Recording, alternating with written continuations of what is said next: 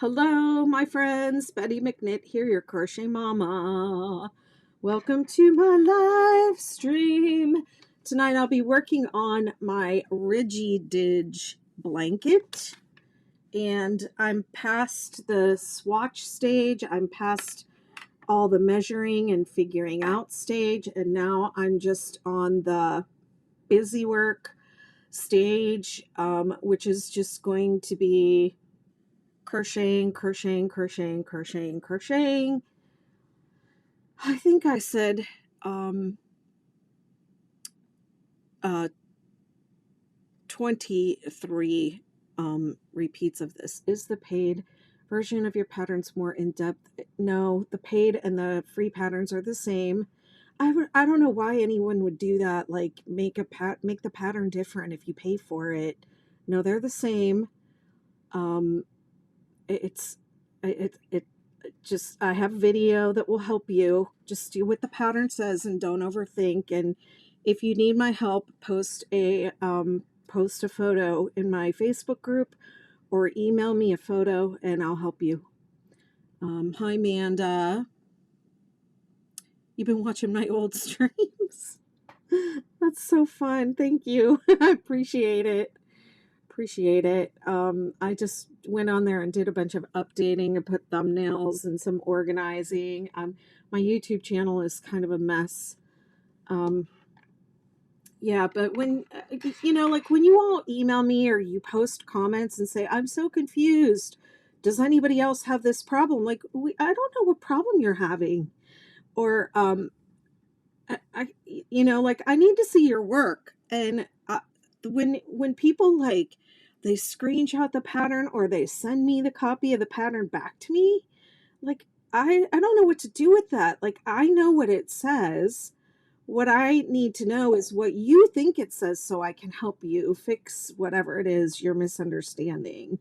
But if you convince yourself that the pattern is incorrect, you're going to struggle. So if it just becomes like a battle of like, this can't be right, the pattern's wrong, I can't help you, because you just think the pattern's wrong and you want to fight with me. So I can't do that. If you're stuck, post a photo somewhere in one of these many places that I show up, post a photo and ask your question.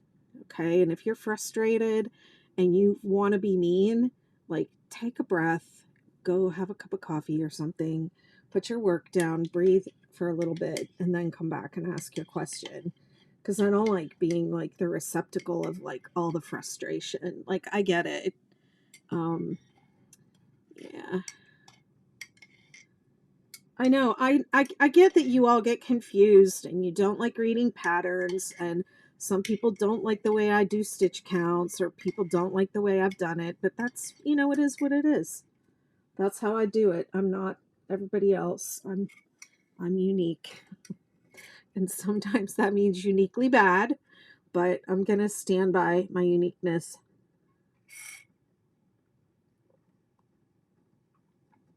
I really like these teas. This one's, I don't like this one as much as the citron and ginger. This is the ginger and honey, but it's those ones that come in the jar that you get at the Korean market. They're delicious.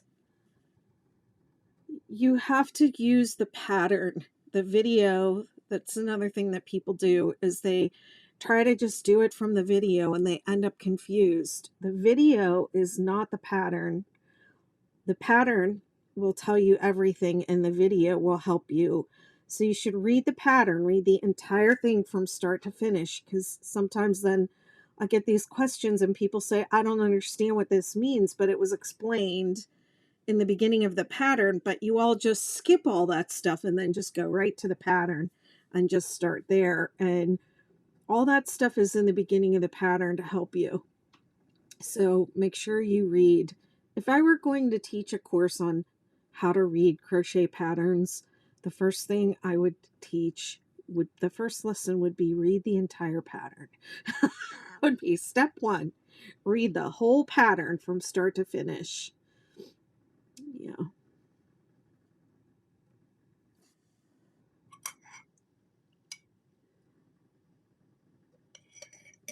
All right, I'm going to get started. I'm going to put TikTok up here.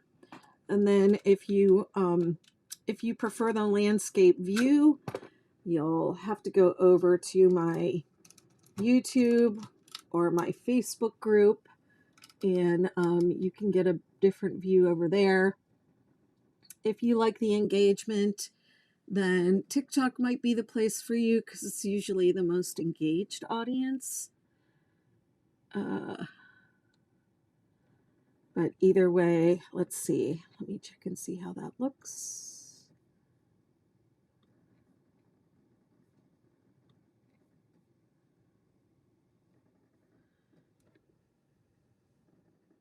Okay, let's see.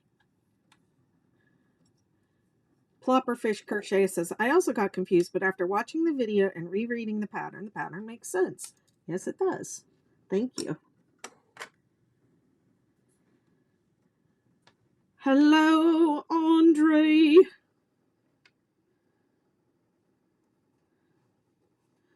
Okay, let's see. The hook I'm using is the now defunct Furls Odyssey crochet hook. Sadly, they're not making them anymore. I think that must be as big as it can get. The size of the hook is I, which is a 5mm. The yarn that I'm using is the Lion brand Respun. It's set up in a bonus bundle. This color is called Heliotrope. This color is, in my opinion, misnamed as, hold on.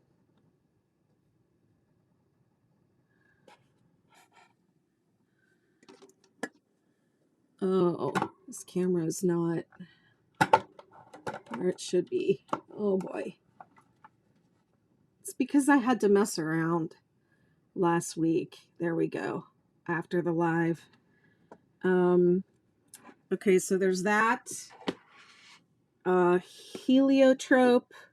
This one's called Cranberry, even though we all think it's something like coral. Fjord is the name of this one. Deep Denim. Sahara. And Amber. 6 colors are what I chose for this one. And then I think I'm going to do another like more in-depth video about measuring the swatch because a couple people that are crocheting along with me are asking questions about how to figure out how long their blanket needs to be. I'm trying to decide if I'm going to move my chair. Hey, Outlaw Crochet. This Respun yarn is recycled. It's made from recycled materials. 100% recycled polyester. Oh, and then the other thing I'm doing is I'm using the scented stitches. I'm using the scent Cheer. Amanda, it is splitty. It does split, in my opinion. It's a little splitty. But, yeah, see that?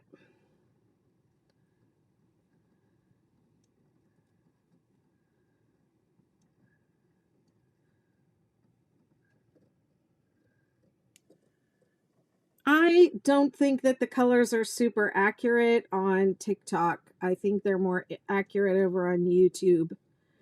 The Cranberry is looking a little too bright orange, and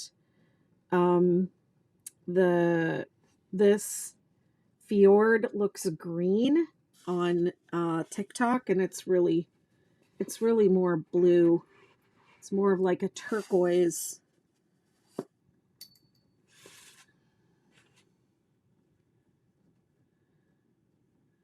How have you been, Andrew?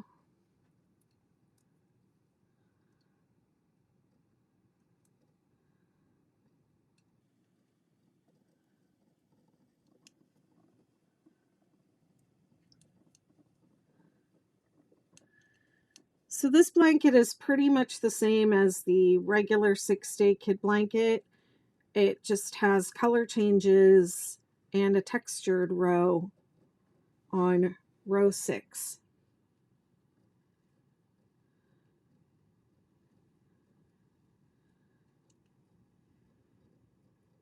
Oh, you got your pattern listed. You know, I looked it over and I never, I'm sorry, I never responded. I had my daughter here and I did take a look at it. Sorry, I never wrote back to you. But congratulations on getting your pattern up there. Where did you end up listing it? On Ravelry. Good for you. Okay, next I would say start a blog on WordPress and do a monetized blog. Start getting the traffic.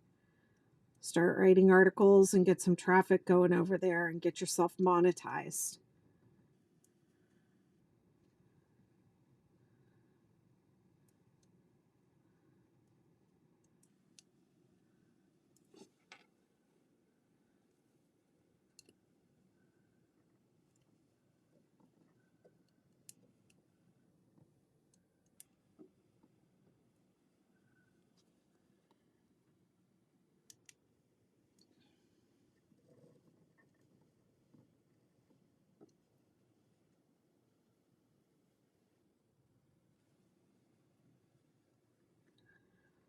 Make sure you post it in my group too.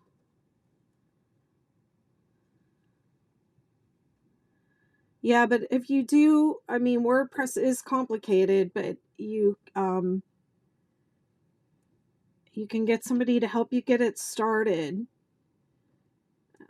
If you use one of the other sites, you're not going to be able to monetize.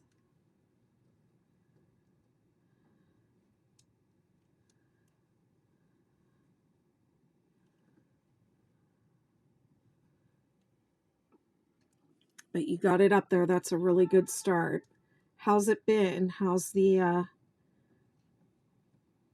how has it been received for?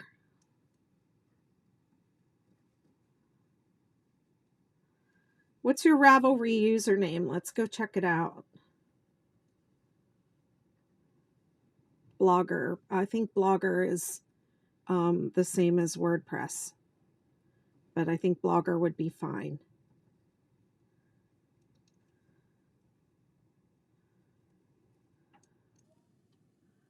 I definitely think you can monetize Blogger. Just do a little research.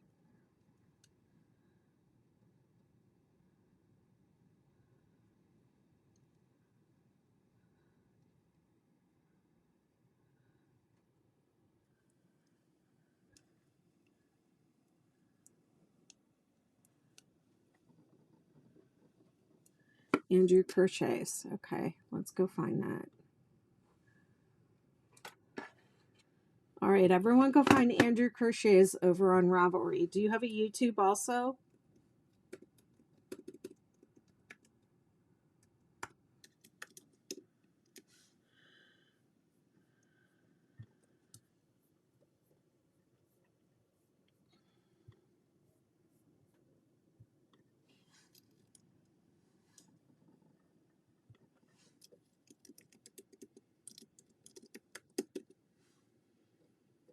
Oh, look at that sweet and sassy ruffled skirt.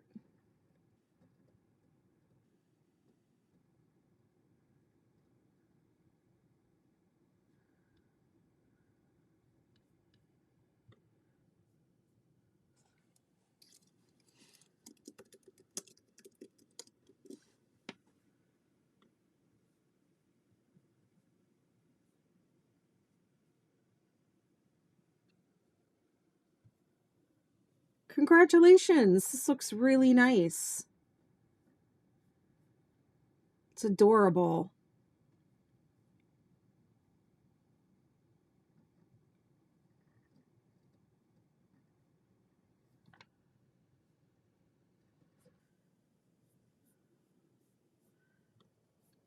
Okay, so we're all going over to Andrew Crochet's. See, I'm gonna put the link in my live.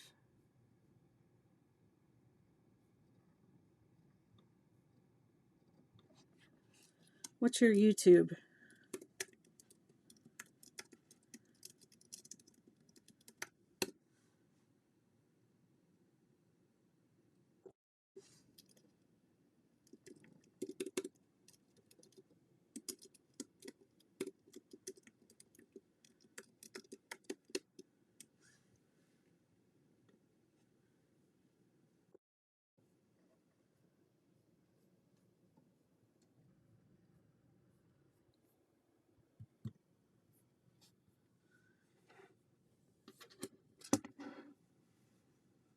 Congrats.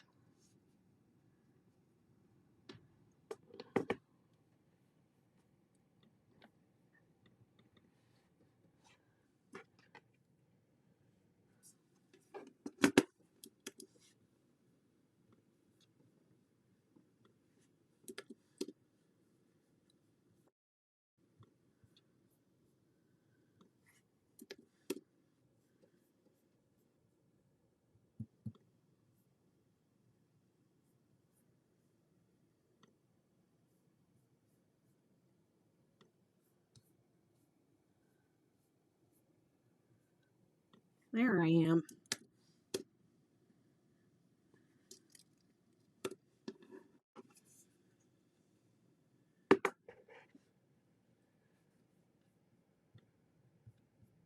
There you go.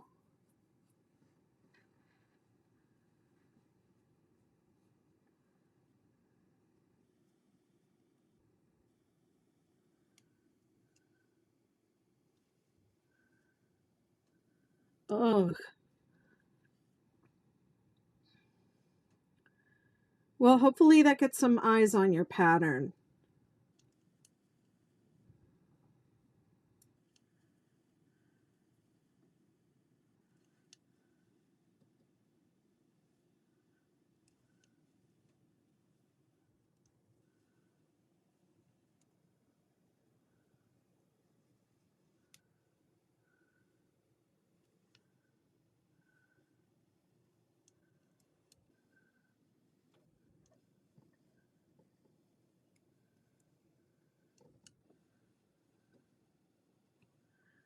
Well, I'm happy for you.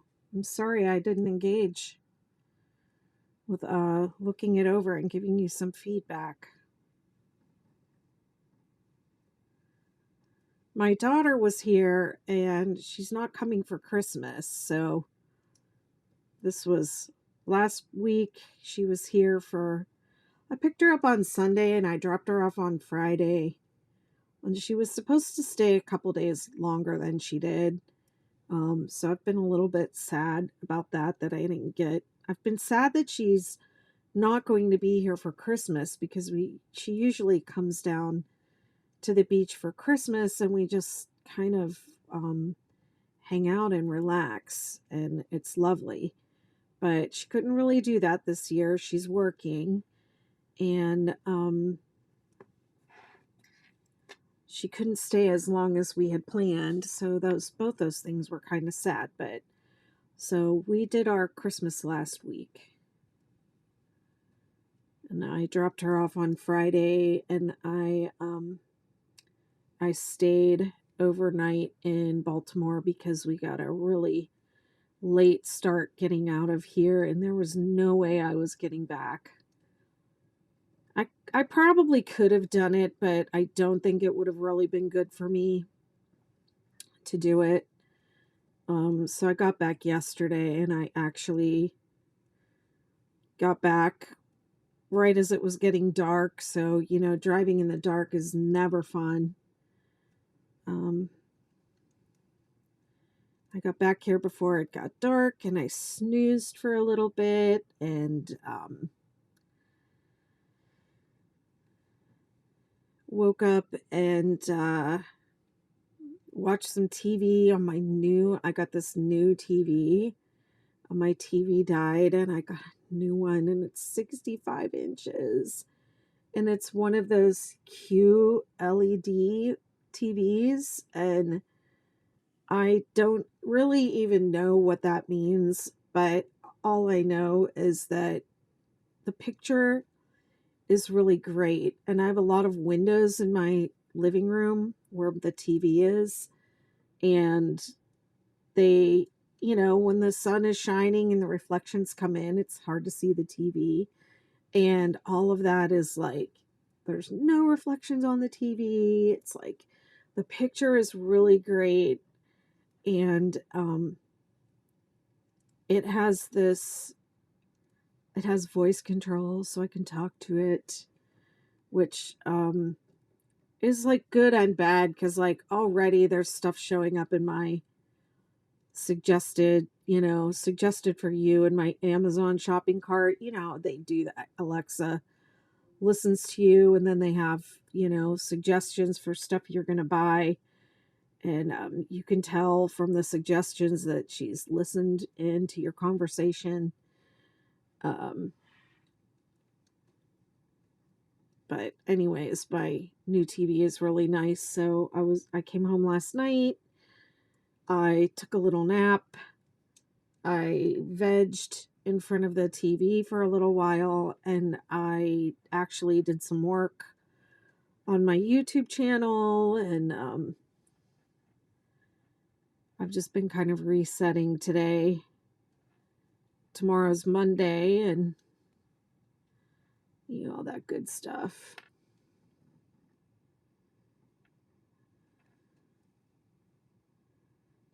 I had some other work things that were like dangling out there during the week too, that I kind of let slide because I just did not want to give up a single minute with my daughter.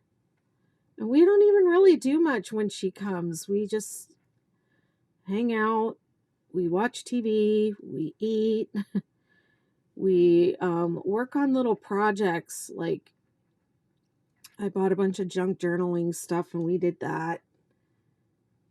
And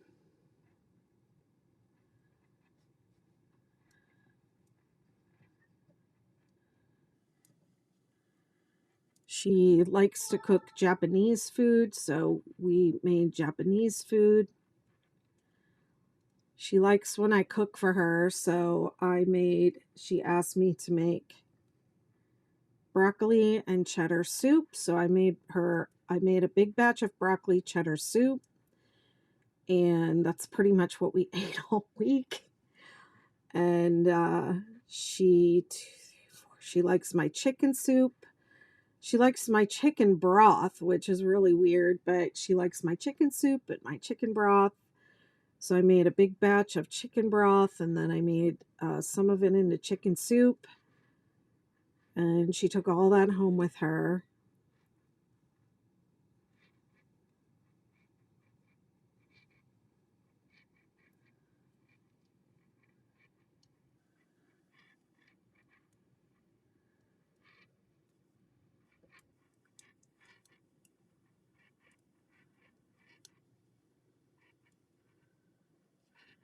I didn't even crochet that much when she was here because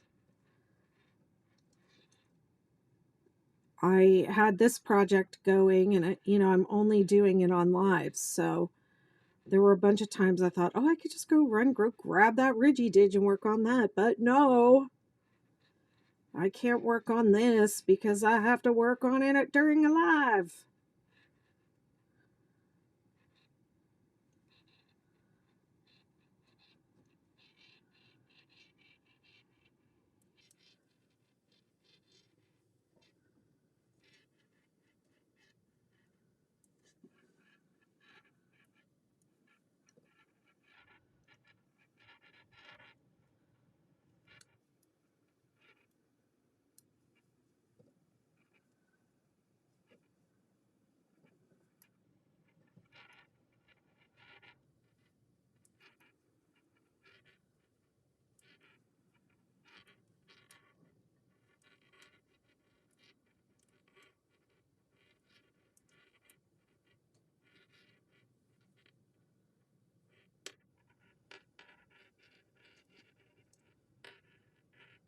Whoops.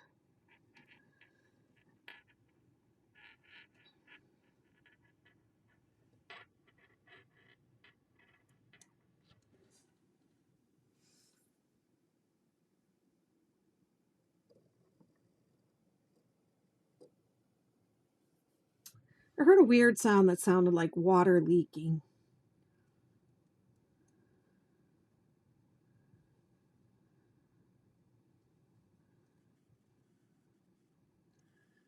I was real worried about getting home before this storm hit, but it just really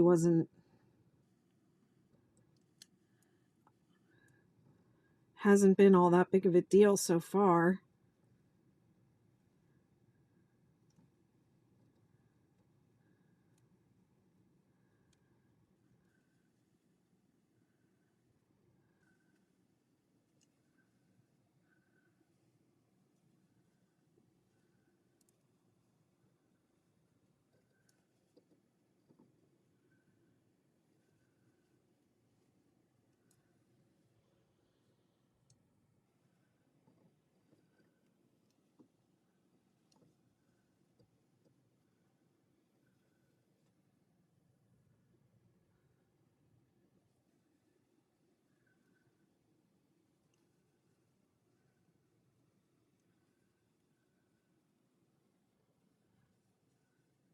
Hi, thanks for following. Andrew, did you have testers work your pattern for you? And how'd they do? How was that process for you?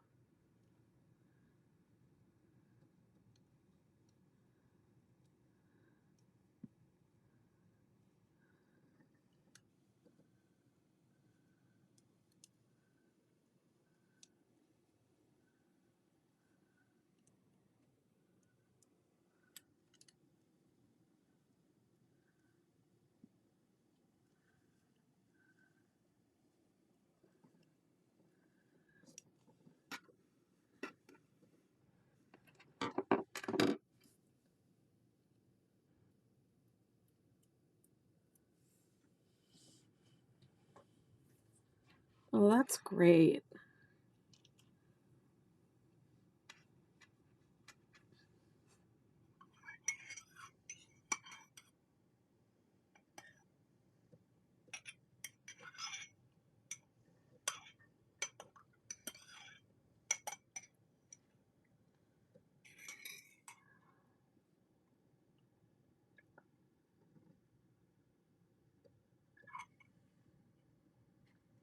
Ooh, I'm getting a lot more of the ginger flavor now.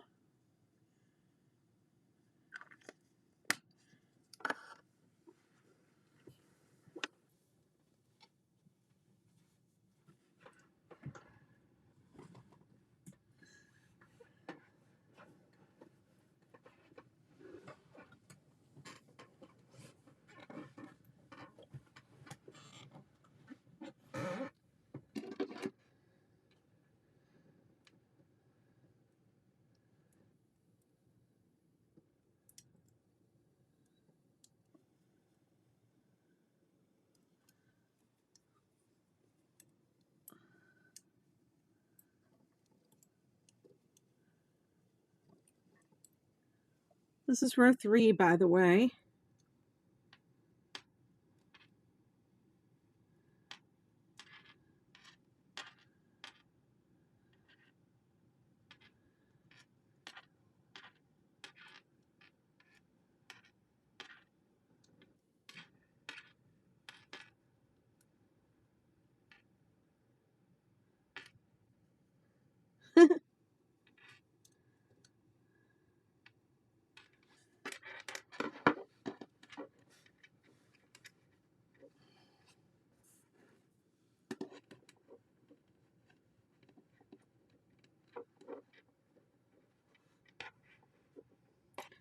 Well, Wanda, I saw your question before, but it's not a stitch, it's a pattern.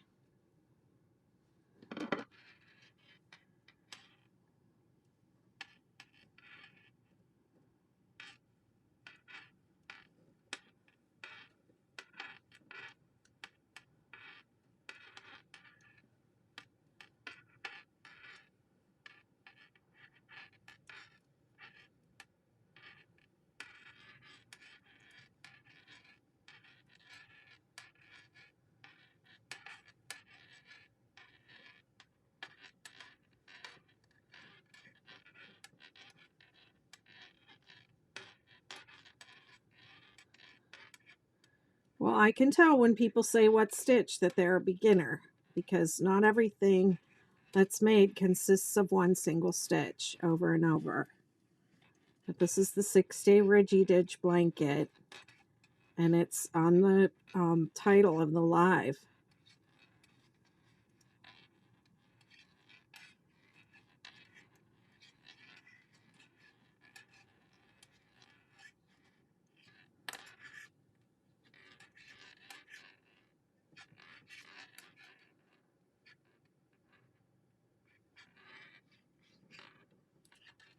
Not everything is just one stitch for a whole project. That's how you learn. But even though this has different rows of different stitches, it's actually a fairly easy pattern. If you want to learn it, the easiest one to start with is the 6-day star blanket.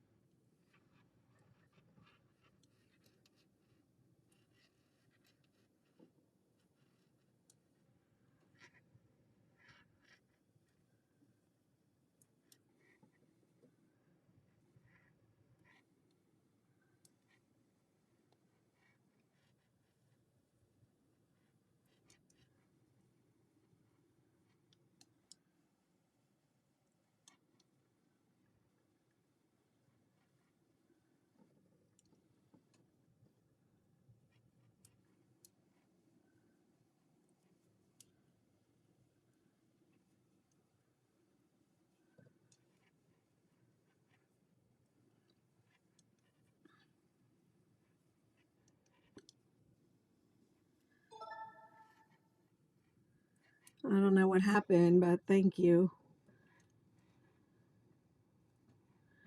Oh, my little carnivorous plants came in the mail. They are so cute. There's like a teeny tiny Venus flytrap and a couple of different pitcher plants. And they're teeny tiny. They're like so little. They're really cute. I don't know if they've eaten any bugs yet. I've seen a couple of bugs on the plants, but I don't know if the plants have actually eaten the bugs yet or not. Still bugs flying around here.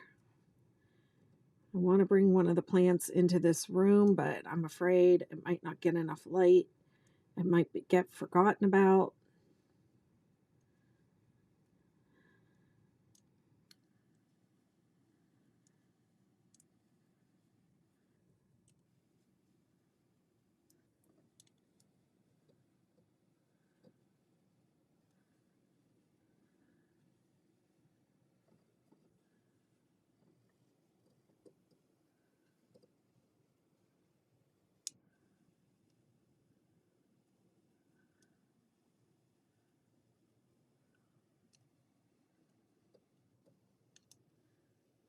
I think the Venus, when it catches something, stays closed for a while.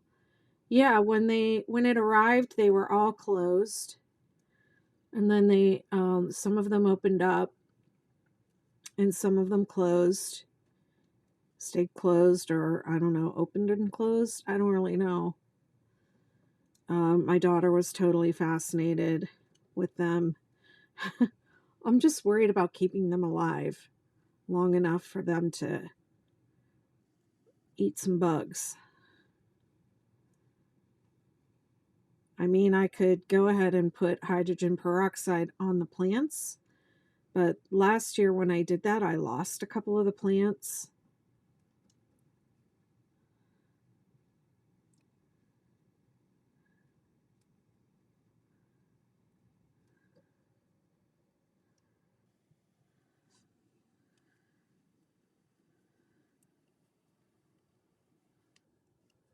I have a pretty good idea which plants are the offenders, because I didn't have any bugs until I brought the plants in from outside.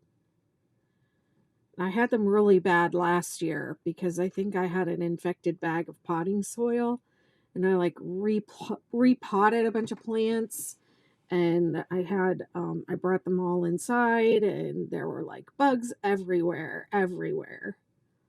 So many of them. I had like the glasses of wine under the lights and stuff.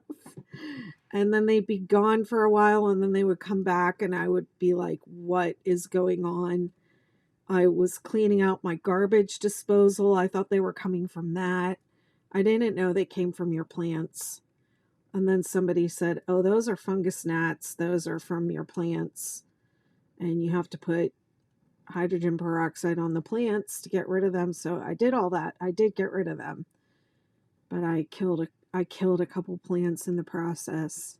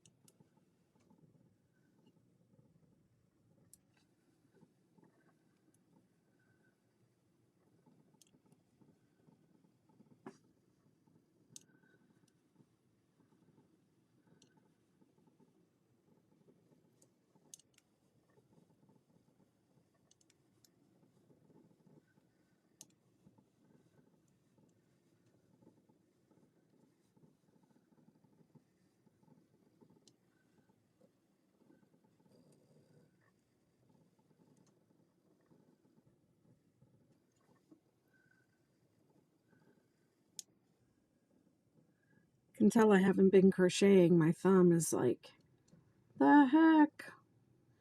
Taught yourself how to crochet but still learning?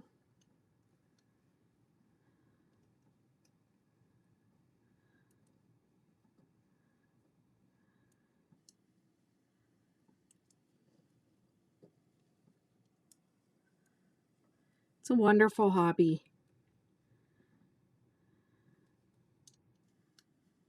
It's been a year. Aw.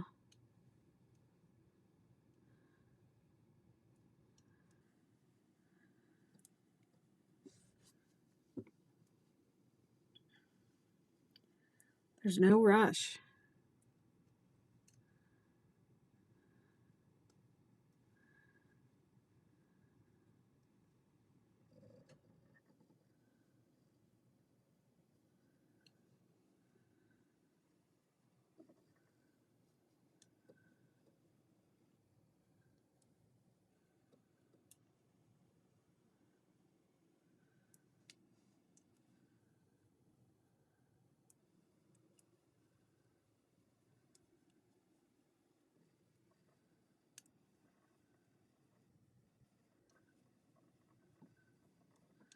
I've never made a blanket, need to make one. Well, I would suggest the 6-Day Star as a first blanket.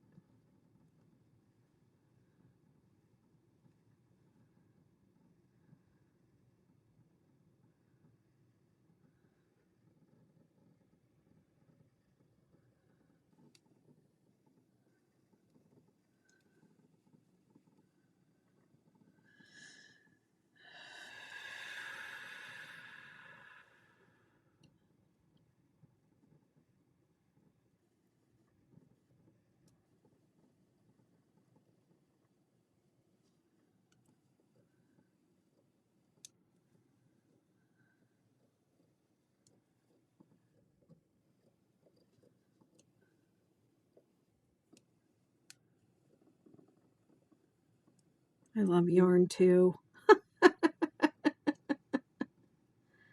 I love yarn.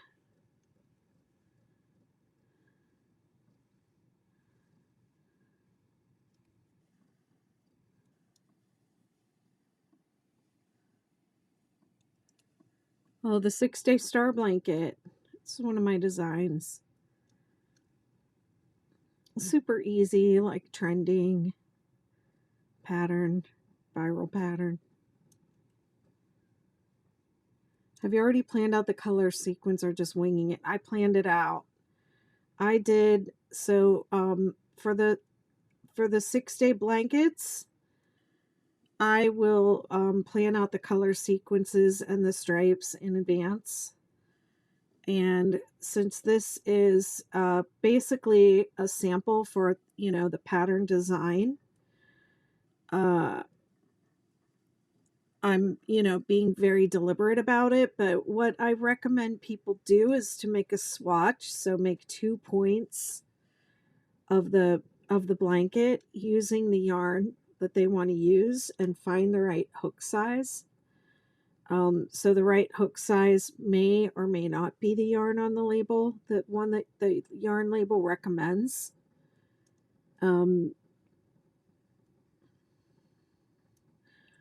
So you'll want the one that gives you, you know, the drape that you want and the tension that you want that's right for you and your hand and how you work.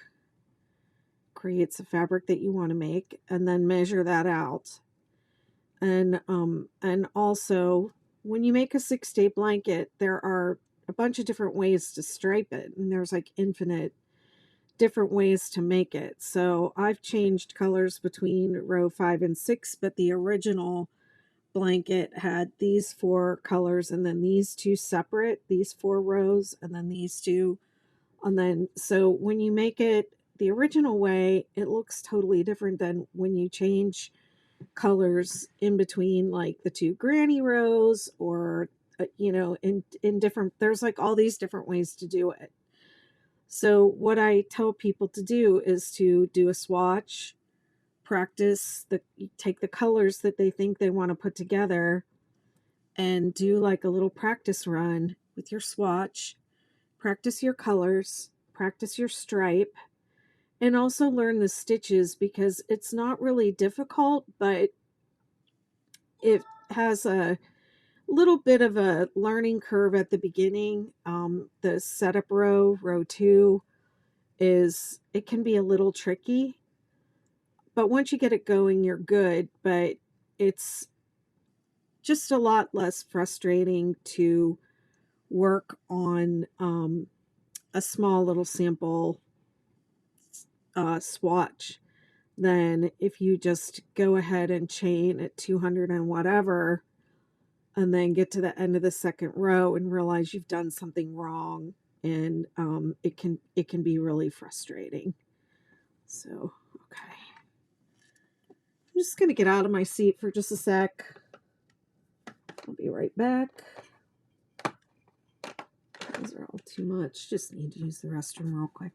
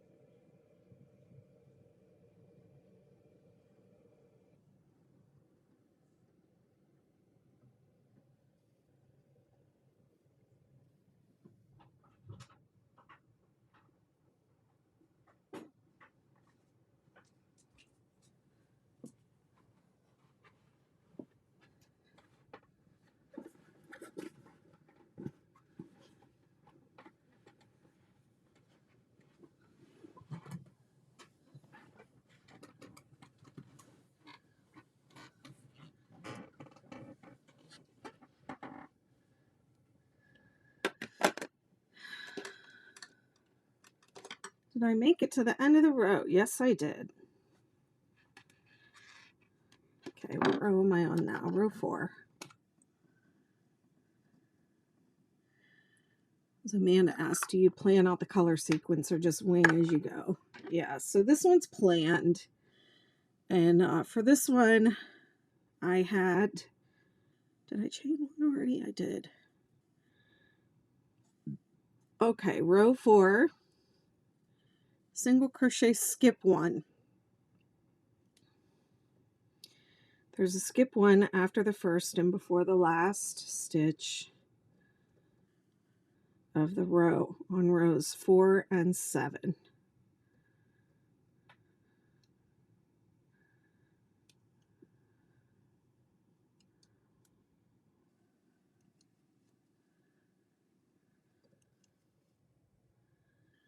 So I knew I wanted to use the Respun for this project. I had never used it, so I just wanted to try something different. So I ordered like 11 of the colors. You saved my video. Okay. I have lots of video on my YouTube channel too. This will be, the replay will be saved over there. So you can always go back and you can, I'm doing the entire blanket on video. So you can do the entire thing with me. I go all the way back to the beginning and I explain everything that I already said about the swatch. And I think I need to make another video about measuring the swatch, which I will do soon.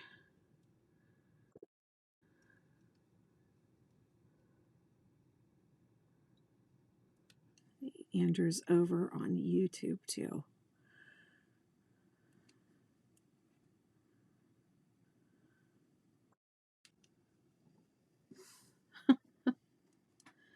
All right.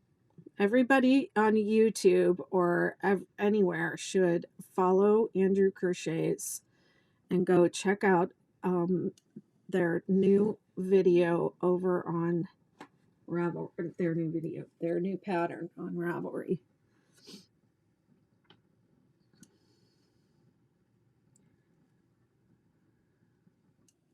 Hi, Amanda.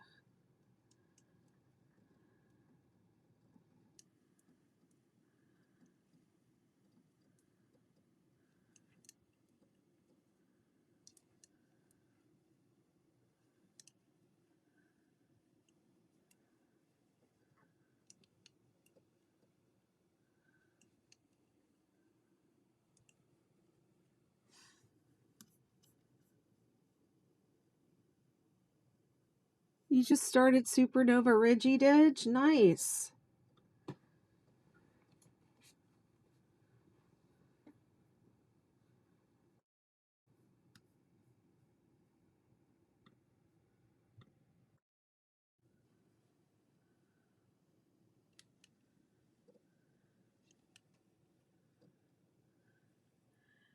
I mean, the jury's still out on the colors for me, actually, because I didn't swatch them. I swatched some of the colors, but I didn't swatch the ones that and at the end, I ended up choosing the colors that I felt excited about.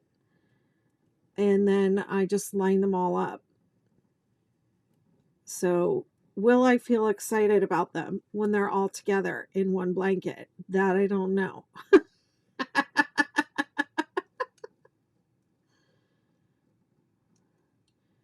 Really happy to hear you're enjoying the Supernova Ridgy Didge. It's been a Ridgy Didge year. It's the whole Ridgy Didge collection.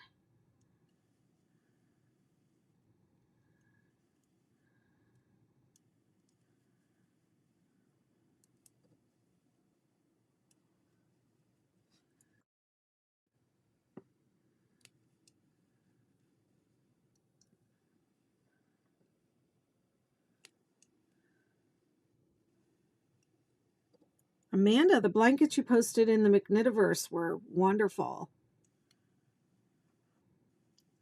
You are very prolific.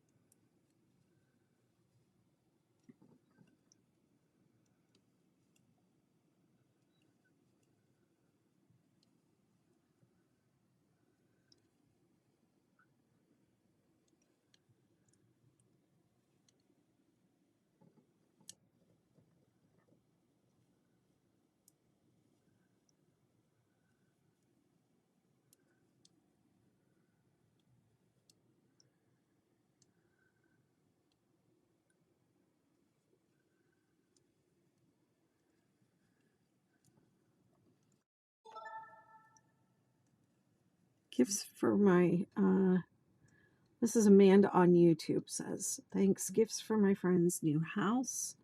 One for her and one for her daughter. Nice. Now I can go back to my Ridgy Didge Supernova and finish it. Needed the other two done for Christmas. Okay.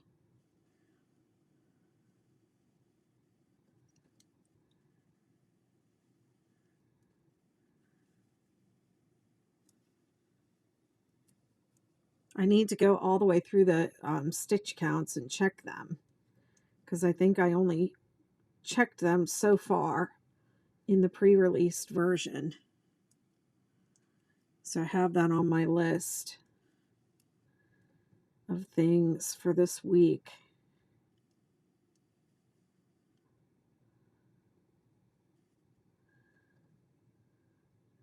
I figure I'll have a lot of time to work since I don't have much going on now that my daughter's been here.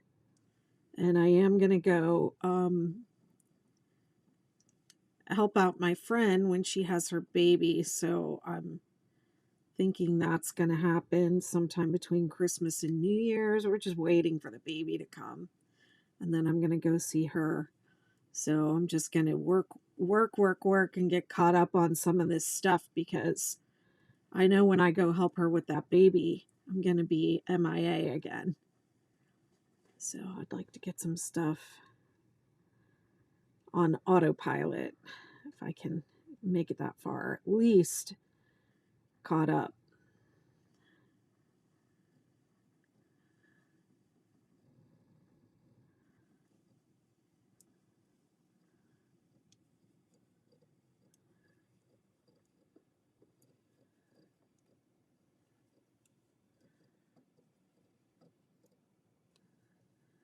Woohoo! The single crochet rows are fun. They go so fast.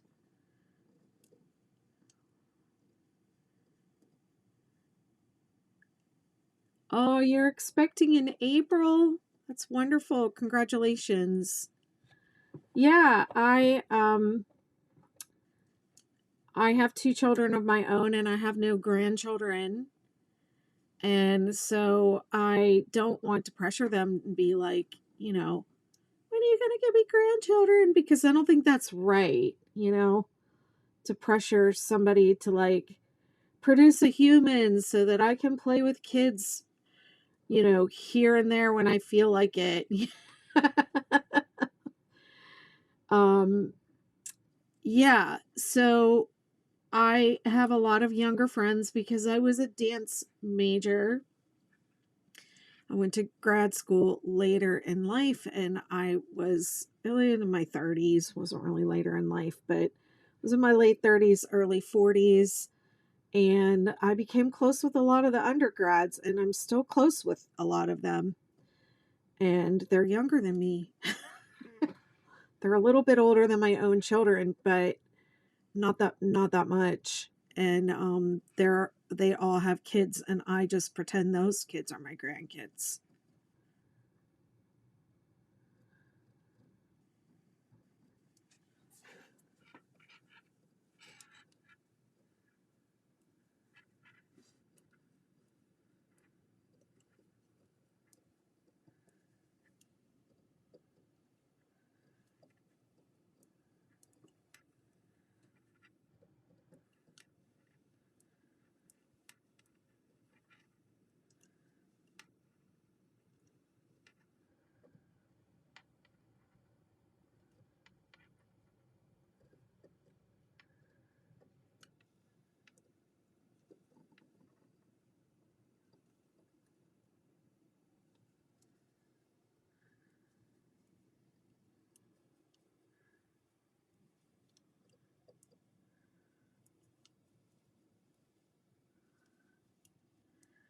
Amanda, have you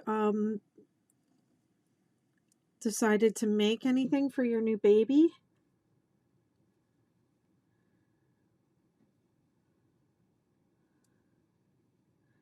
You gonna crochet anything for them?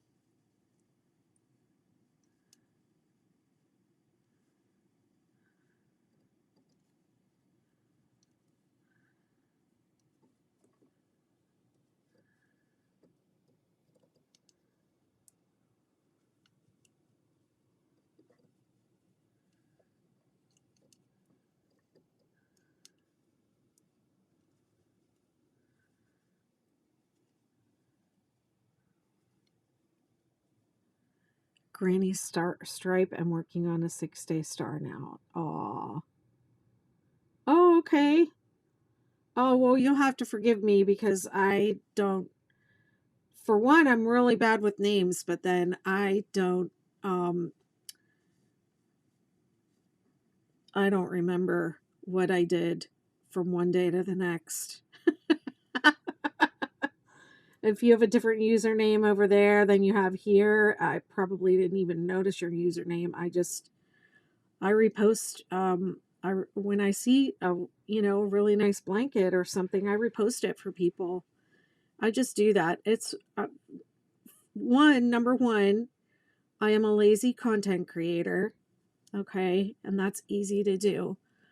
But also I just feel like it's just, it's just easy. It's just, it's just an easy thing to do and get eyes on people's stuff. Help people get eyes on their stuff. It costs me nothing, you know.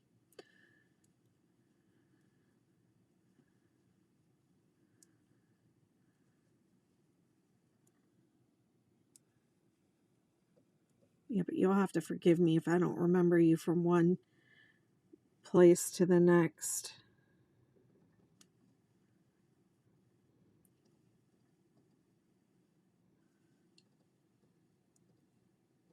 Okay.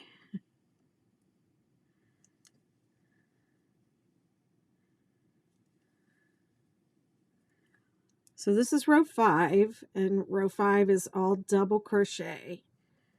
So one thing that makes the 6-day blanket kind of difficult to memorize is the ends. These ends, you skip a different number every time. So when you're on the granny cluster of granny, you skip 3, 1, 2, 3. When you're on the double crochet rows, you skip 2, 1, 2. And on the single crochet rows, you single crochet 1 and then you skip 1. So it's single, skip 1, double, skip 2, cluster of 3, skip 3 at the beginning of the rows. I think I forgot to cheer my finger when I...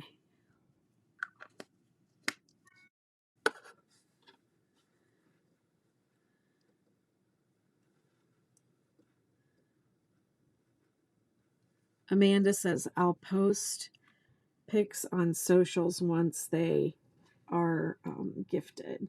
Yeah, you can't post on your social pages if they're gifts. Somebody today posted photos of a beautiful 6-day blanket that they made in Christmas colors to match their, I won't even say the relative, they're gifting it to somebody, and they did it to match their wallpaper, and it was just an absolutely gorgeous blanket. And also the photographs were just amazing and really beautiful, like with the Christmas tree in the background. And I was like, okay, those, I can just tell when I see a photo if it's going to get stolen. And stolen by the people that make the scraper sites and posted as, they steal photos. This is what they do. They steal photos out of my group, and then they post them in their own groups with those bit.ly links to their sites where they have, they do the same thing that I do to make money, which is that they have a monetized website. The only difference is when I send you to my monetized website, I tell you what you're going to find there. I don't tease you with a photo that I stole from somebody else and then send you to a page that has random crochet pattern links and a bunch of ads. And then you scroll up and down looking for the pattern that isn't there, right? On on my page, it's there. I say, go get the pattern from my page over here. And I provide it to you for free, and there you go. It's there. But these people, they take pictures of the really nice pictures of patterns. They post a link to a fake crochet site that, has crochet on it, but doesn't have the thing that they posted. And then the caption on the photo or the post says, "Don't criticize me. Don't criticize my work. I am so shy. I was told I was worthless. So I'm ashamed of my work. Please don't criticize." And then, of course, all the comments are like, "Oh, it's beautiful. It's this, it's that." They're using fake AI photos now too, but sometimes they use photos from my group. And anyways, this person posted these photos today, and I know it's so dumb, but you know what they're doing? They don't care. They don't care about crochet. What they're doing is they're baiting your engagement. So when they have a bunch of people engaging with the photo and making a bunch of comments saying, "Oh, it's beautiful, it's this, it's that," or whatever, it boosts the algorithm, right? The algorithm sees that, and the almighty algorithm is like, "Oh, this is good content. Let's show it to more people." And so they do that. And, and then people go over to their link, and the link is like, and they make their money, and that's, woohoo, I fixed it. Yeah. So all that complaining that I did about the software, it wasn't the software at all. It was me. It was me leaving I left the card, the memory card. You're not supposed to leave the memory card in the camera when you use your DSLR to go live like this. You're supposed to take it out. And all these years I've been taking it out. So it's just like all the people who get confused by my pattern and say it's the pattern that's wrong when it's not. It's them misreading it. I did the same exact thing. I was like, this software, I'm mad at them. I'm going to have to reach out to them. Yeah, well, I looked up a couple things online, and it was like the very first instruction was, don't leave your SD card in the camera. And I was like, oops. I think I did that. I think I'm leaving my SD card in the camera. So it was me. It was user error all along. Let that be a lesson to all of us. I deserved that with all the complaining that I do.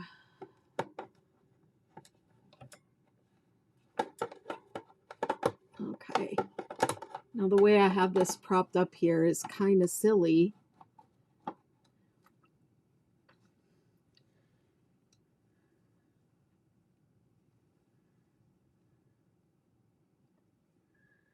So anyways, the scraper sites.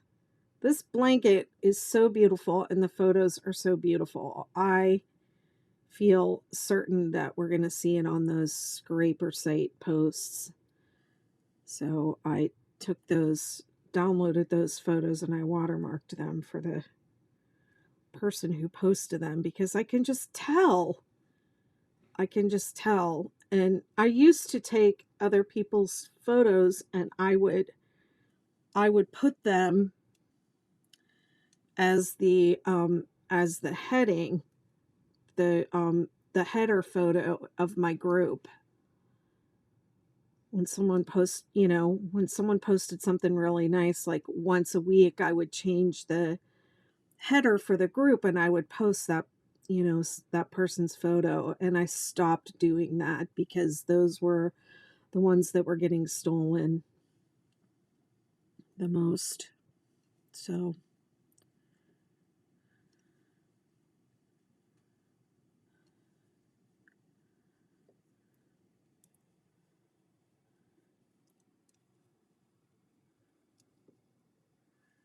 but they're in my group.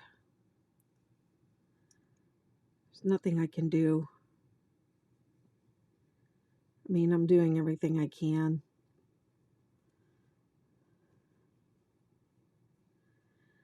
I mean, who is it? She goes by Millie's Makes on Instagram. She posted a photo in my group a couple years ago, and I just knew when I saw it. I was like, this photo is going to go viral. And it did. It definitely did, and it shows up all over the place on those sites all the time.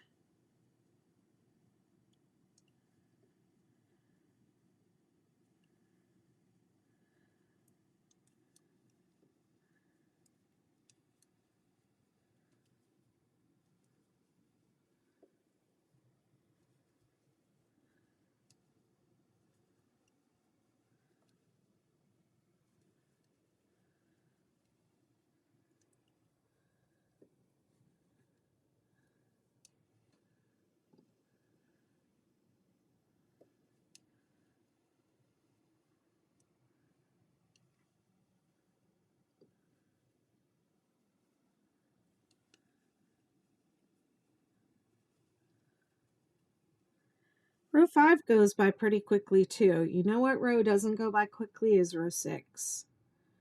The Ridgy Didge row. Because you have to do front post.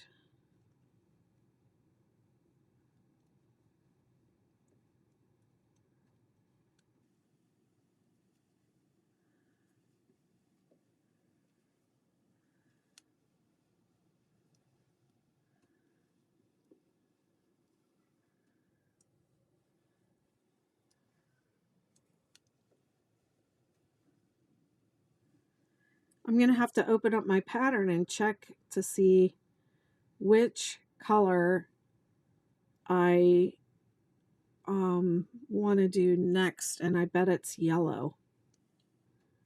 I bet it's the yellow. I bet it's the yellow.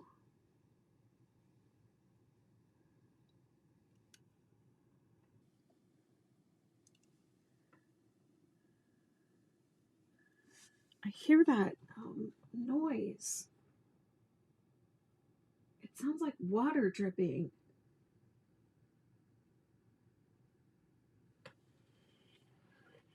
It must be like right outside the window or something.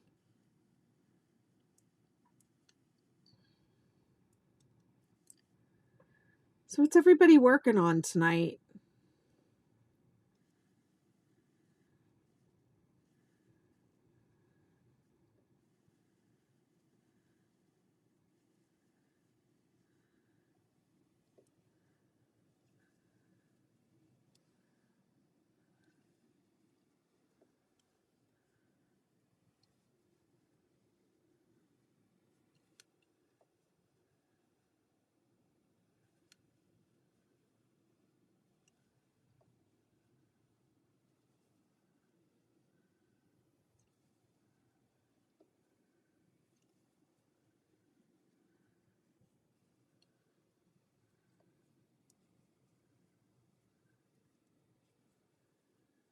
Amanda's working on their 6-day star.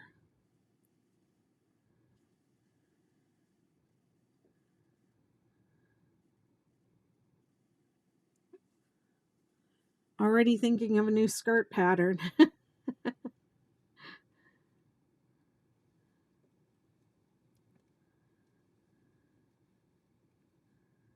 I have so many pattern ideas. It's ridiculous. Wisteria shawl. Okay. Sounds pretty.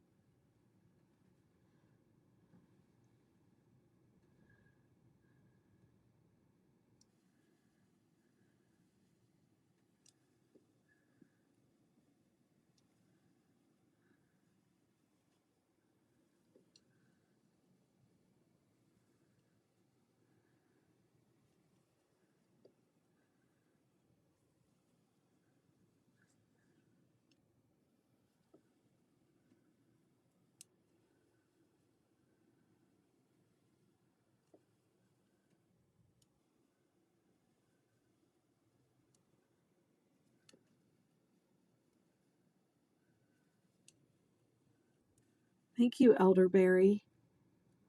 They're not really accurate, though, I'm sorry to say, on TikTok.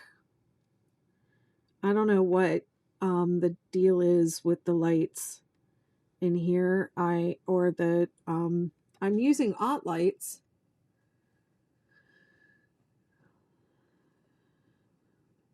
I don't know why my phone, if it's my phone or what. If you go over to my YouTube, the colors are way more accurate over there. Because this is not really green. This is more of a turquoise. They look very rich. Yeah, I do like the saturation of the colors of this yarn. It's the Lion Brand Respun. I just wish they would have respun it a tiny bit tighter.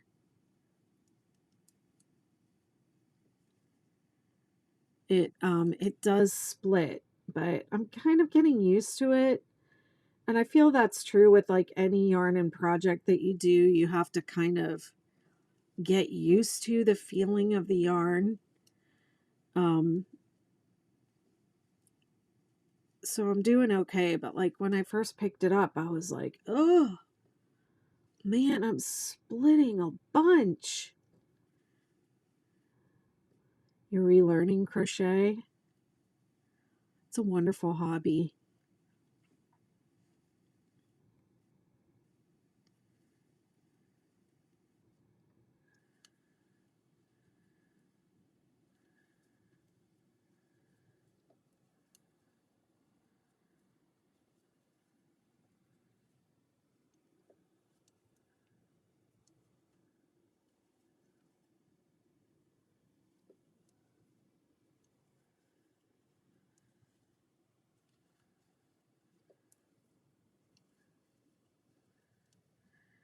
Bye, Andrew. Oh, yeah.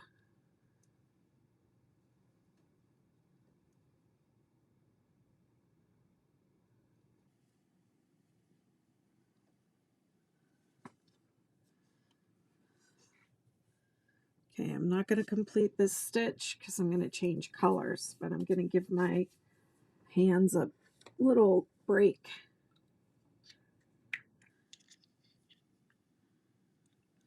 Oops. Try not to get oil on my table.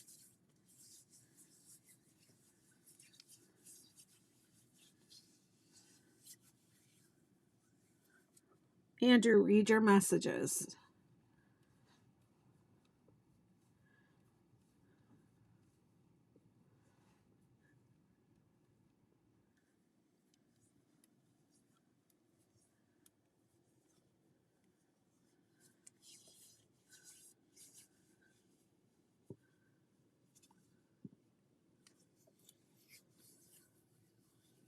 I don't know if I still have my... Yes, I do.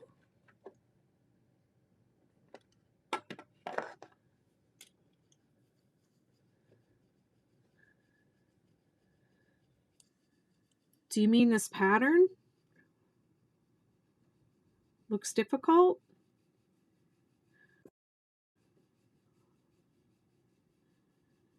She blocked you, so you're ignoring her on purpose. I mean, it's a little tricky to get started, but once you get it set up, it's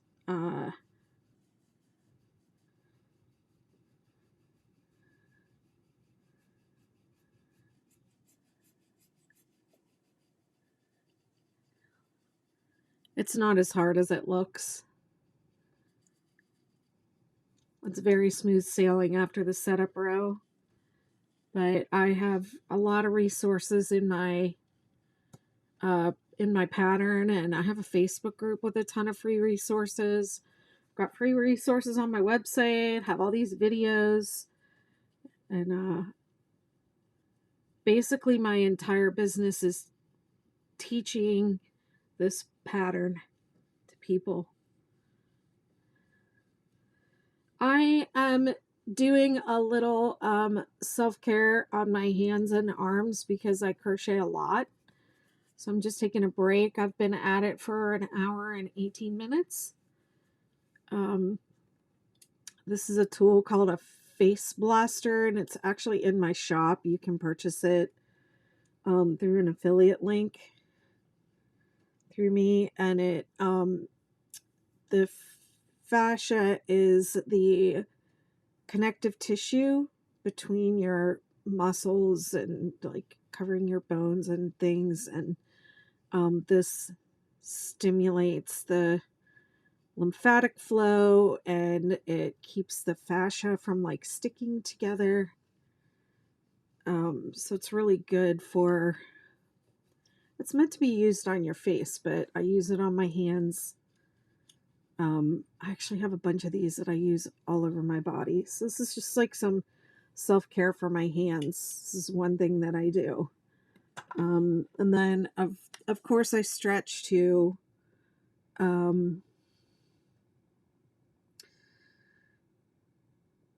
I am very hypermobile, so if you're following me and you're stretching along with you, yeah, I did. Um,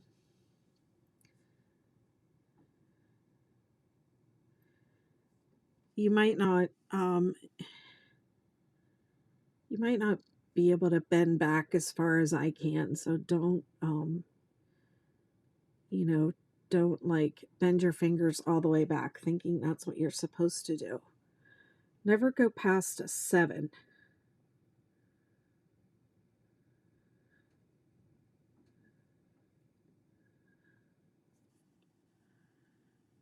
Where did I learn what? About the fascia blaster or up the I in my other life I was a dance professional, a yoga teacher, and I'm a somatic therapist. So when I was in graduate school, I taught dance anatomy and kinesiology, and I taught yoga for several years before the pandemic.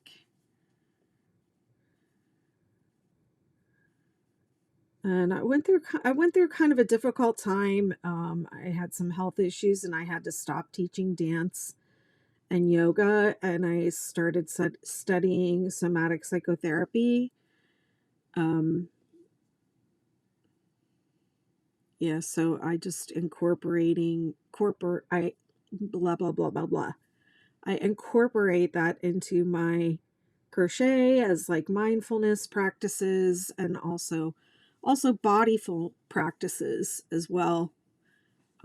Because this, even though this activity of crochet is like pretty sedentary, being sedentary and doing repetitive movements for long periods of time can actually be really bad for your body. It can be really hard on your hands and your neck and your back.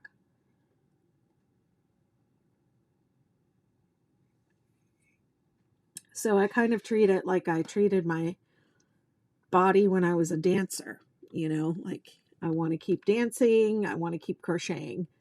So I take care of myself. I take care of my body. I take care of my hands.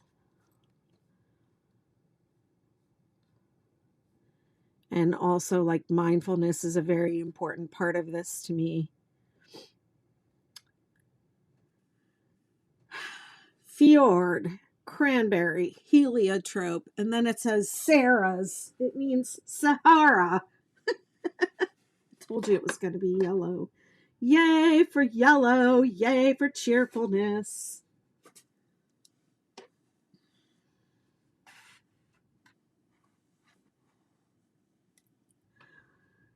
You definitely are. This year, I am going to write a book about somatic crochet, crocheting somatically and taking care of your mind, body, and spirit while you crochet. Okay, so this is how I change colors. I pull the new color through the last 2 loops of the last stitch in the row before the color change. So this is the last stitch of purple, and I'm going to pull the yellow through, and then I'm going to take these 2 tails. This is the end of the purple, and this is the beginning of the yellow, and this is my working yarn, and these are two tails, and I'm going to flip the tail up over two tails up over the working yarn and hold it in the back. Okay, and then chain 3 to start my next row. 1, 2, 3, and it just holds them there so that they don't come loose. I don't tie any knots. I don't like them. I don't trust them. I don't like them. So I don't tie any knots unless it's an emergency. And by emergency, I mean that somebody has ripped the blanket or it caught on something and the yarn broke and there's nothing extra there to hold it back together. And so we have to tie a knot. That's the only time I would tie a knot.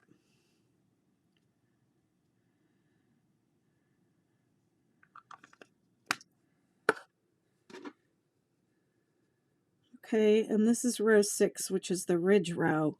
So we're skipping 2, and then we're working the double, instead of double crochet, we're working front post double crochet. 8 of them to start the row. Ooh, now I'm feeling excited about the color. Purple and yellow together. Yes, thank you. Yes, please.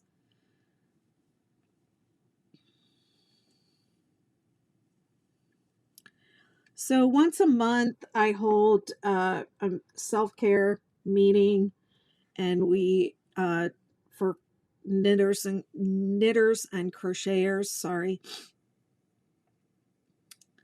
I hold the meeting over Zoom in my membership community, and we discuss different topics about crochet self-care. So I teach the stretching and the body, the stretches and the techniques, and that I, like some of which you just saw me use with the fascia blaster and the oil. And we also talk about different mindfulness things and techniques. We meditate, and people share, where they're at personally and what's up for them and what's going on with them in their lives and their crochet, how they are using that to cope. People in my membership community, that we have meetings almost every week, at least once a week. We have like craft and chat meetings, and we do crochet alongs together, and we do design stuff and different stuff. But within the community, the paid community, it's like part of our culture to talk about, elevating our crochet. At the beginning of the year last year, we had a meeting to set intentions. I'm a graduate of DBT, Mindfulness is Keystone. Oh, wow, that's really cool. I practice core energetics and Laban movement analysis. And I'm also certified yoga and restorative yoga instructor.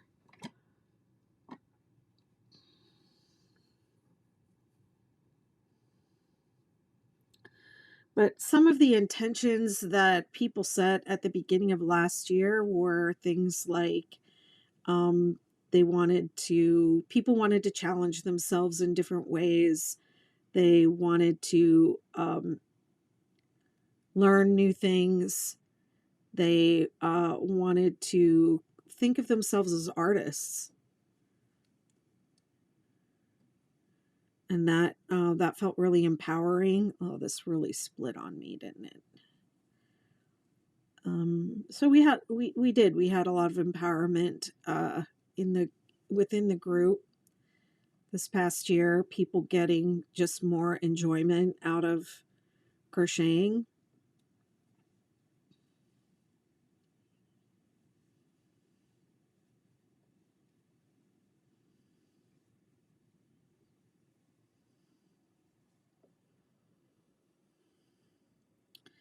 And then last month, the Artist's Way. Yep. Last month I did, and these were open to the public, but I did some meditation where we just set a timer and just crocheted or knitted for 2 rounds of 15 minutes. So it was a total of 30 minutes. Just holding a singular focal point of peace. And those were interesting meetings. I did like 4 of those. Well, that's a concept I'm exploring a little bit more. Last year I almost completed. I mean, I'm coming to the end of it. I'm almost done with all the requirements and classwork. I've done all the classwork, but I still have some requirements to complete. But I did an energy coaching, quantum success coach, energy coaching program, and I'll be, I've been bringing more and more energy work into the work that I do, both in crochet and in my somatic work. You're in PA. We're at in PA. I'm in North Carolina, but I'm from Pennsylvania. I have family there.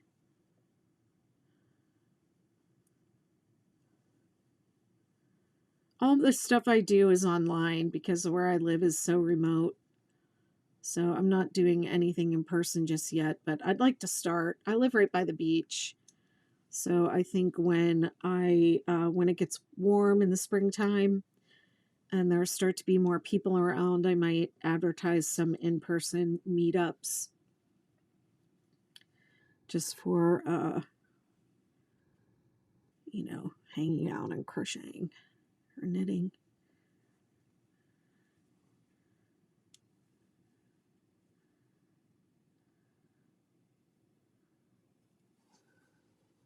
You have people in Charlotte, okay. It's not very close to here. I'm on the Outer Banks.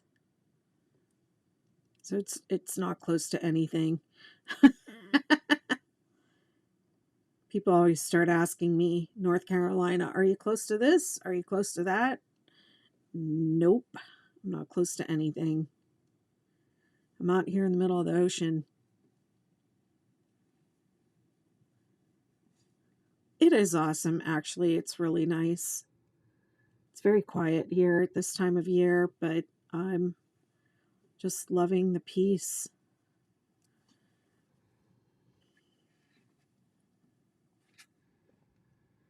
I get to go visit the beach. I go out there almost every day. I mean, today it was yucky, so I didn't go, but it's right there. Some mornings I wake up and I make my coffee and I take my coffee out to the beach and I just sit in the sand and drink my coffee.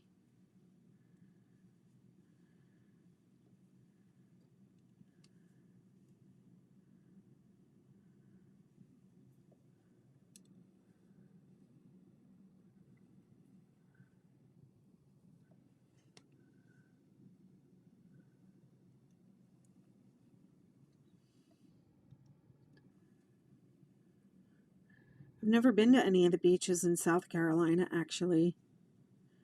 I've been to Jacksonville. Jacksonville is very similar to here.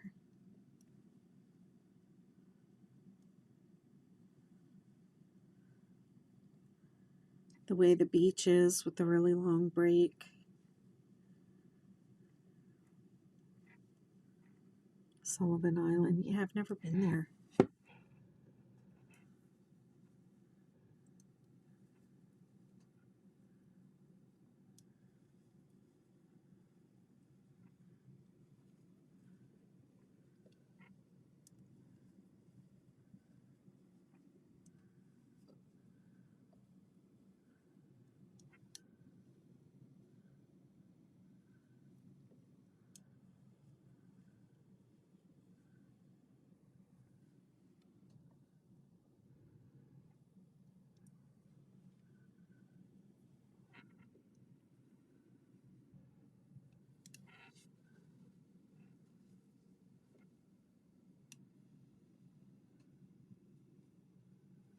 Oh, I hear the wind and rain picking up.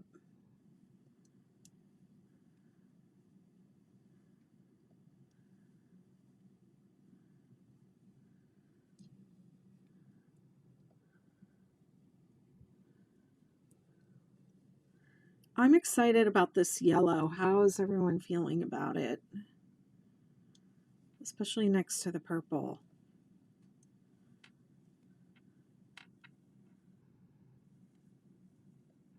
Thanks for sharing the live.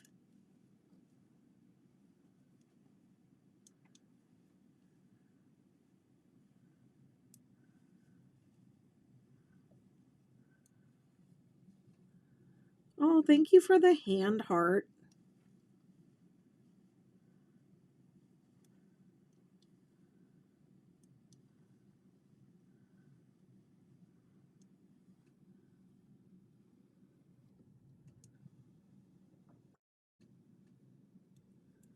Yellow looks nice against the purple.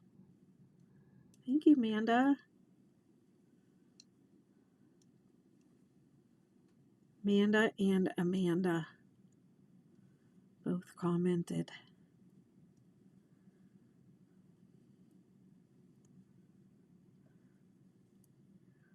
This is 3 stripes down. Well, I'm on my 3rd stripe. I only have 20 more to go.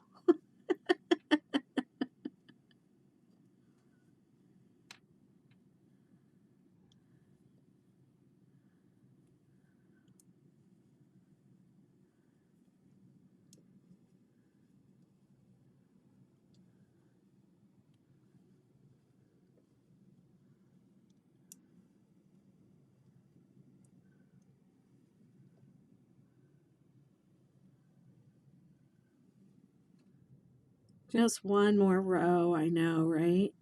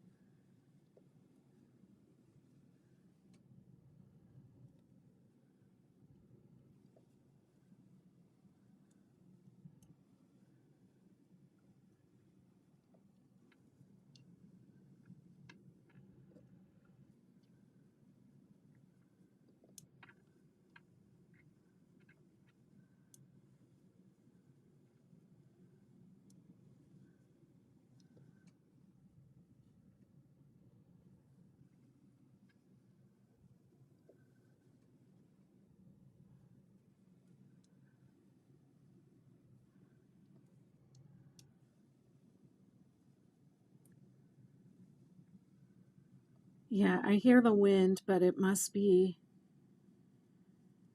and the rain's coming down. It must be really hitting the front of the house. Maybe that's what I'm hearing back here. Just, it sounds like, you know, the sound of water dripping. You have like a slow drip.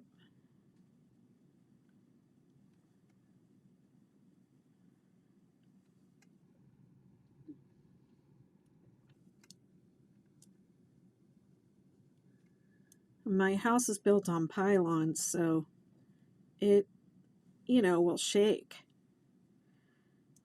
in the wind, but I don't really feel it right now.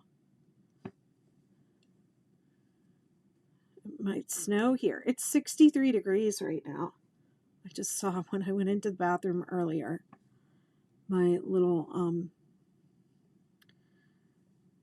thing in the bathroom said 63 degrees. That's when you know it's about to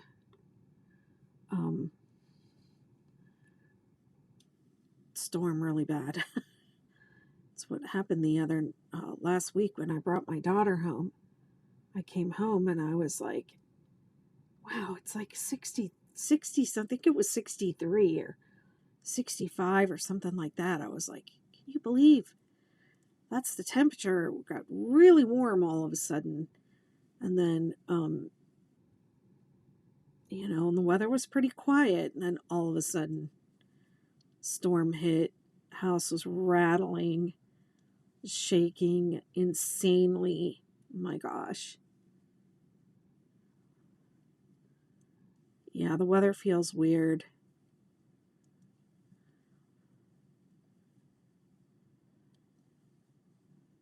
It's definitely been a strange December for weather so far. November, too. I mean, last month I was outside sitting on the beach crocheting. 70-degree weather for a couple days.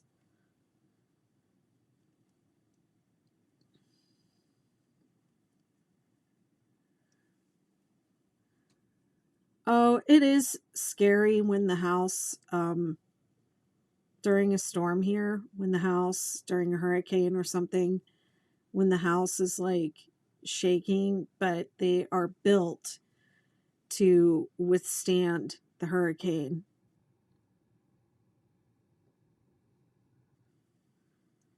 Up on the, I mean, people say your house is built on stilts, but we're not supposed to say stilts.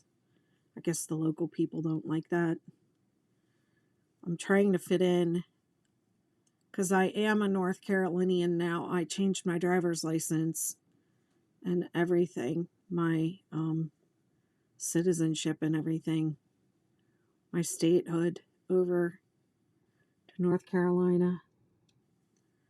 Oh yeah, y'all had those tornadoes. That was terrible. 6 people died, I heard.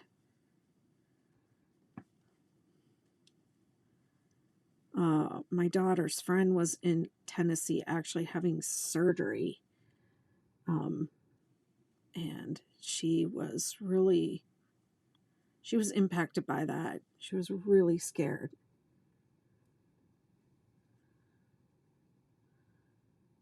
We're supposed to have coastal flooding and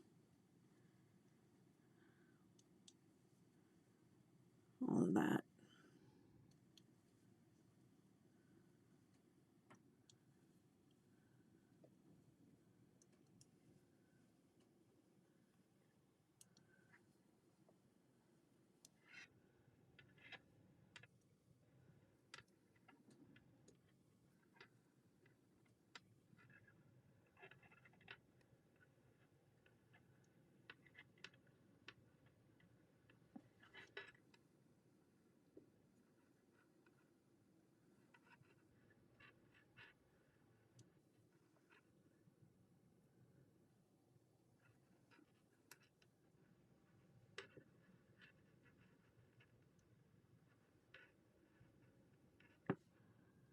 Okay, so on this row, even though we're doing front post, double crochet all the way across, the 3, I should have said this at the beginning of the row and I'm all the way at the end.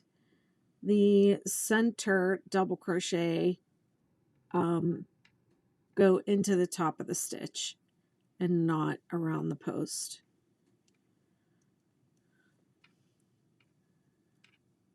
This blanket is pretty much the same as the regular 6-day blanket, with the exception of where you change color. So you change between 5 and 6.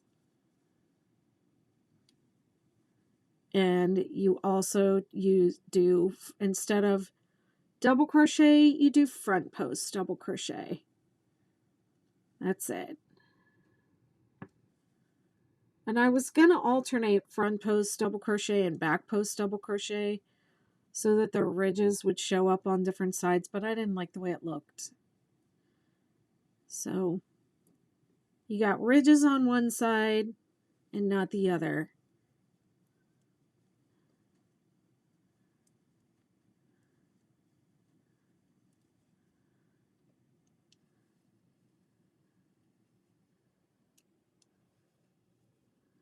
I'm so happy I figured out my eCam issue. Oh man. And it was me all along. I was the issue. I should have known.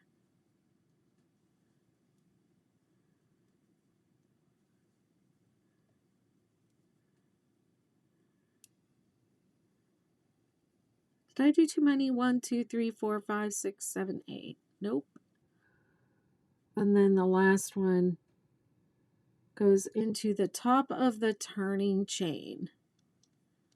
and I work it into the chain.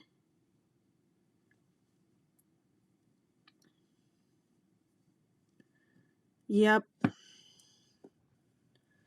I mean, I'm just embarrassed because I constantly complain about, it's very common when someone is struggling with a pattern that they will assume that it's the pattern that's wrong and not them. And that's exactly what I did with that software. It's usually not. It's usually not the pattern that's wrong.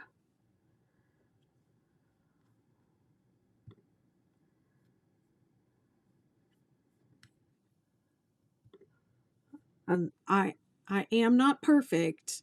There are sometimes mistakes in in my patterns. People do find mistakes from time to time. It's not completely unheard of. I'm the problem, it's me. Yep. I'm the problem, it's me. But yeah, I was the problem with that software. I had the SD card in the camera the whole time. And that's not how it's supposed to go down.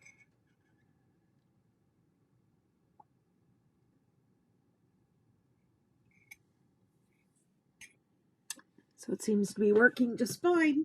What do you know?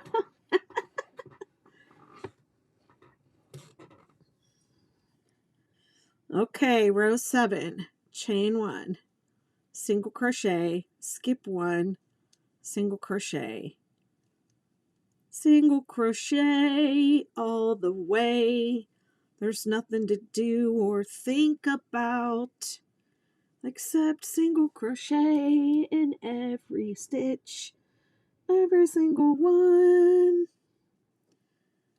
except for the second one and the second to the last one.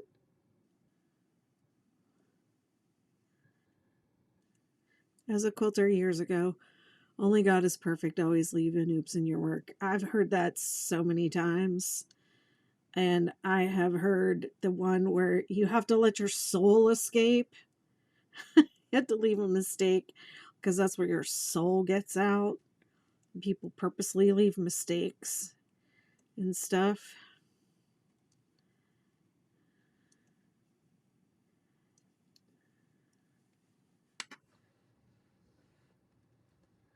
I mean, I'm team fudge, so. But here's the thing about fudging versus frogging. If you're going to fudge, understand what went wrong so you can fix it properly. Don't just correct the stitch count and keep going.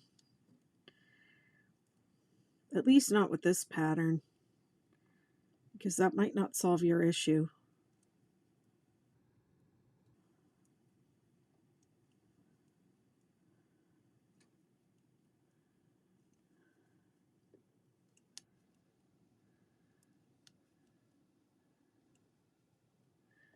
Fudging would be you made a mistake and you're going to keep going anyways. Frogging would be ripping it back. Rip it, rip it, rip it. Sounds like ribbit, ribbit, ribbit. So people call it frogging. Frogging your work.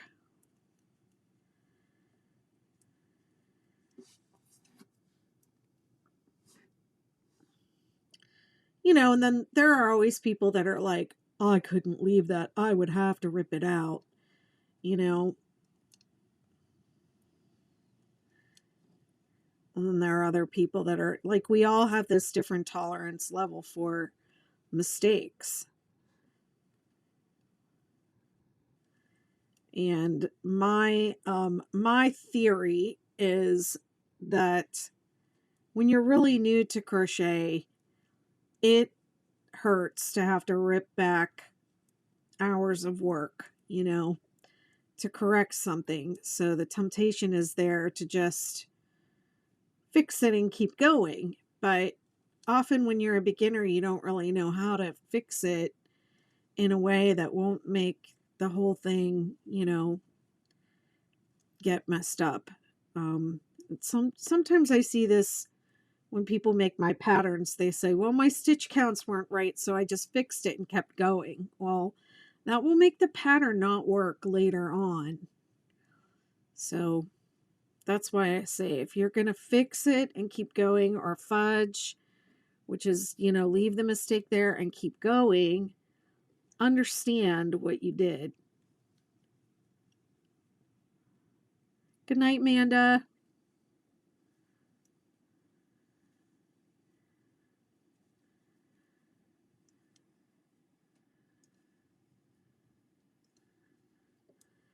Well, I know I have 20 more stripes after this, so my goal is to complete this blanket by the end of January, so I think I have lots of time. But I want to be, kind of diligent about working on it over the next, week or so, because I'm going to be out of town and I'm going to be MIA. Hey, Gregory Stitch, what is up? How are you, my friend?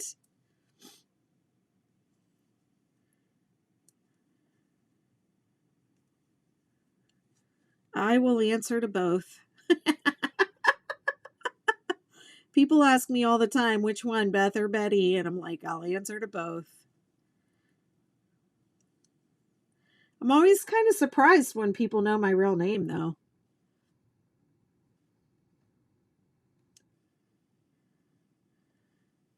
I feel like, oh, they know the real me.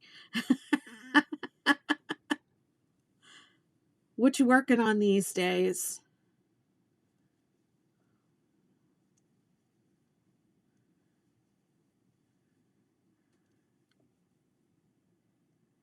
Now, if I remember correctly, we are not too far apart from each other in the real world geographically. Oh, goodness.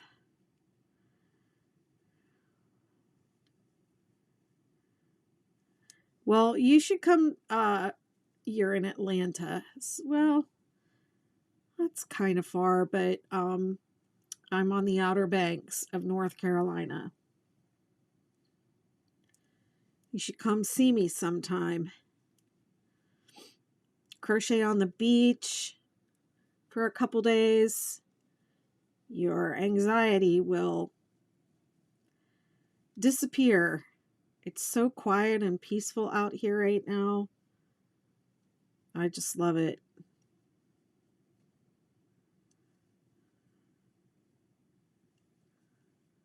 It is very relaxing.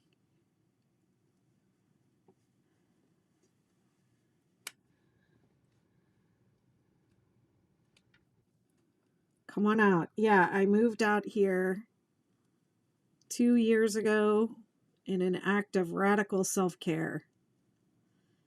I used to come out here all the time.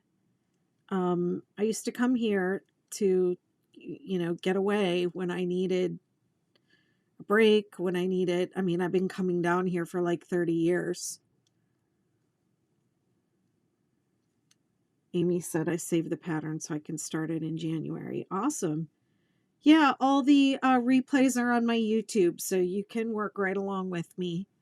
Can start all the way from the beginning. I started with the swatch, and I think I need to do another video about how to measure the swatch, but yeah, you can start it right from the beginning with me. West Coast native, always wanted to retire to the Outer Banks. Oh, I love the West Coast too. I was a military wife for 20, well, he was in the military for 18 years while I was married to him. And so I got to live. We started out in Norfolk, which is when I started coming down here. And that was more than, it's like 35 years ago at this point. that was when I started coming down here, was when he was stationed in Norfolk, and I used to come down here then. And just, we had our little 4-wheel drive truck, and we used to drive out onto the beach and on the 4x4 part of the beach, and just hang out there all day and then drive home. And then we with him, just with his different duty stations, and he went to school, and he was a pilot, and he did a bunch of different stuff. So I got to live in California twice, I got to live in Maryland twice, and I got to live in Hawaii for 3 years, which was incredible. I loved it there. And then he retired from the military and got a job in Washington, D.C. So we lived there for like 8 years, and then we split up, and I went to New York. And I was in New York for like 5 years, and now I'm here. But I love California. I can tell you, they dragged me kicking and screaming out of there. I did not want to leave. I loved it there so much. And we went back to Maryland, and then we went back to California, to a different part of Southern California, and I loved it there as well. And I was really happy there, didn't want to leave. Loved the weather, loved the activities and the environment for my kids. I just loved it. And then we moved, and then we got to go to Hawaii. And man, let me tell you, that overshadowed anywhere we had ever lived. I absolutely loved it there. It was just the best time. I went to grad school. I made lifelong friends. I danced. Literally, I was a dance major, and I had a wonderful time in Hawaii. And this place kind of reminds me of Hawaii a little bit.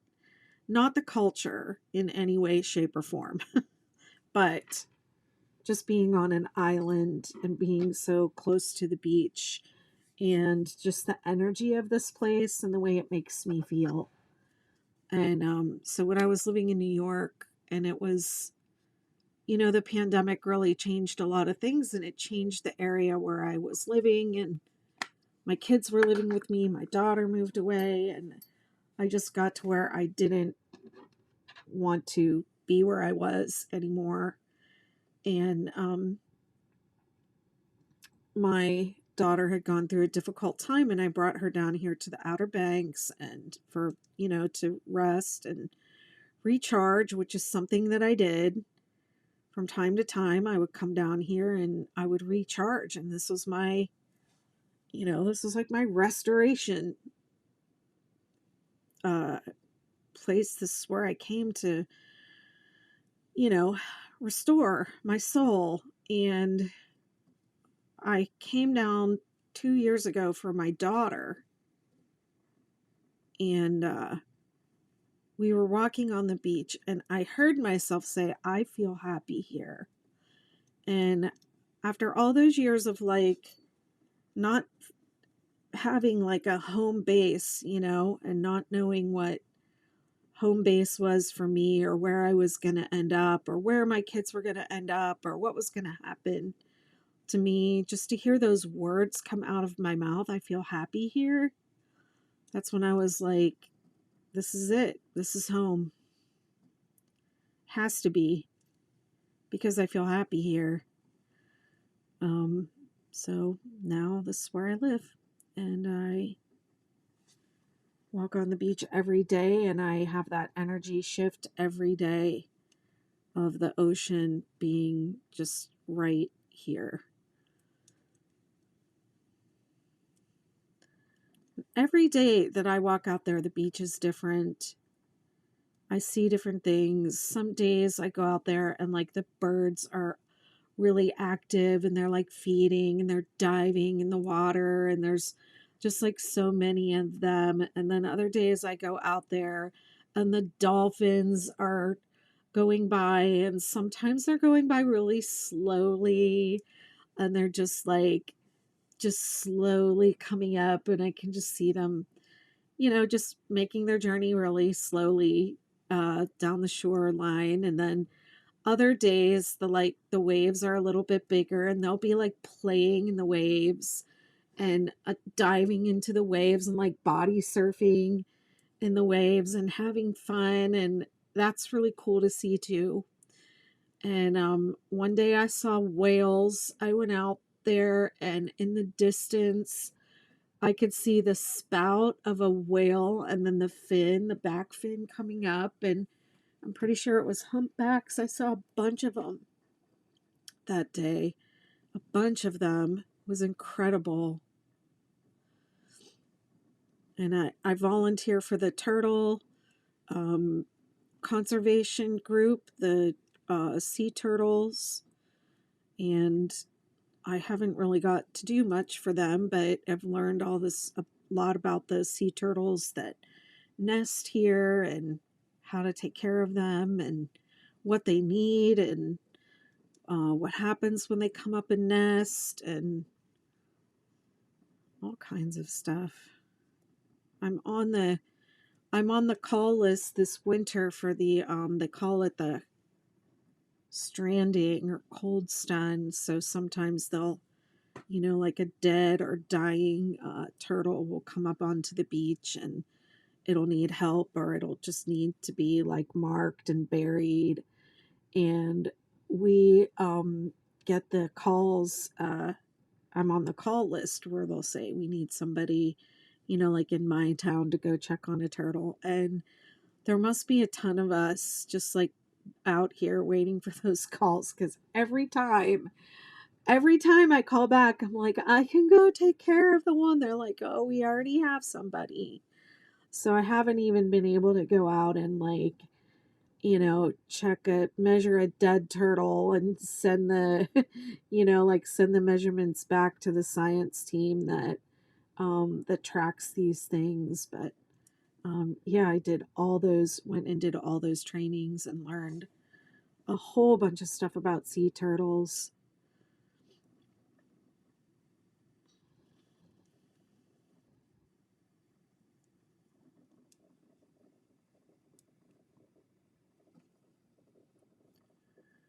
But it's just a lovely place to live, and I'm really lucky that my job is completely remote, and I can do everything that I, need to do to make money or whatever, from here, and I could be anywhere.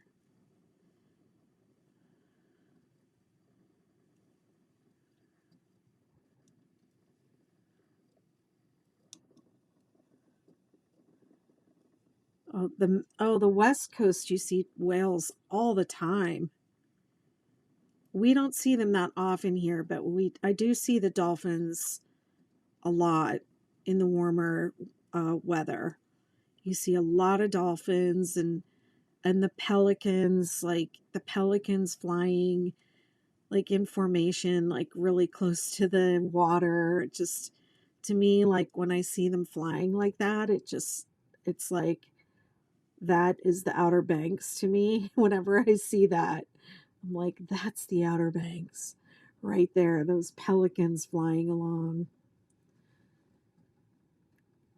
Oh, and the shells. My first year here, I was fascinated with finding whelk shells. So I've collected a ton of them.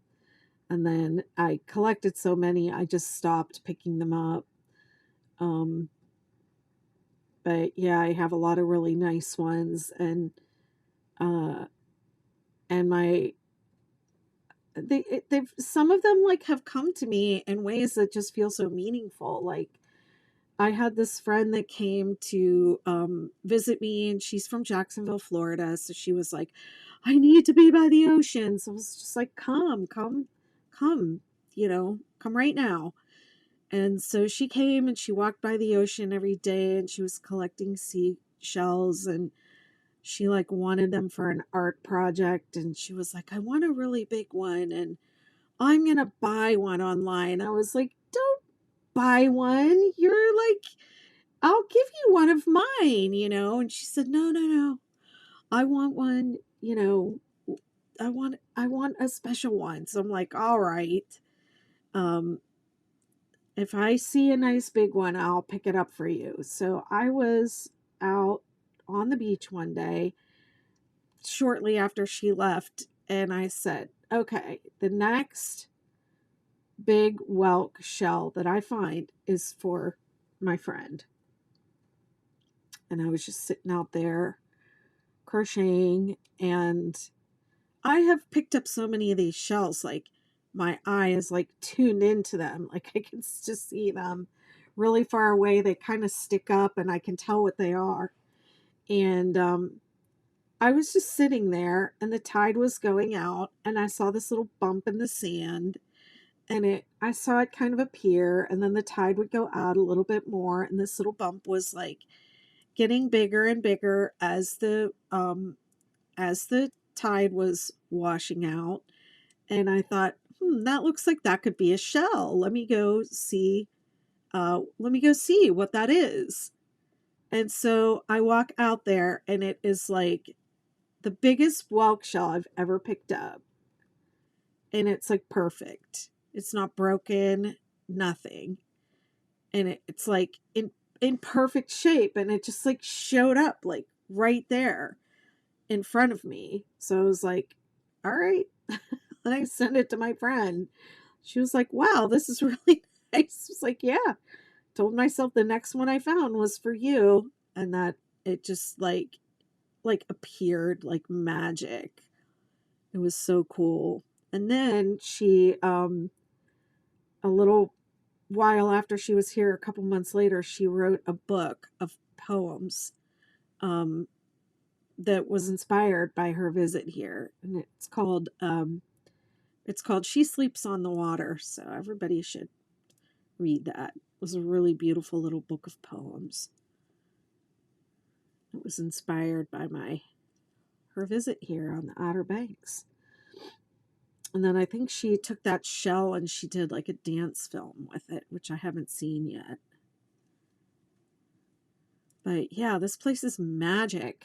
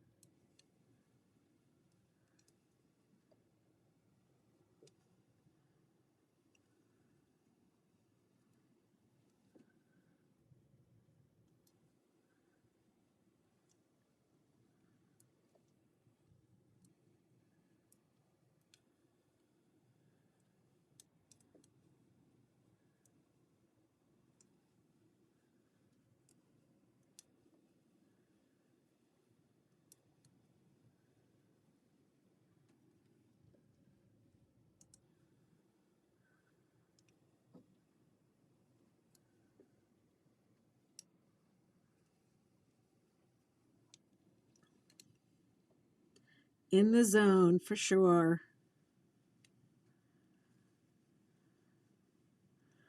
That's what row 2 kind of feels like.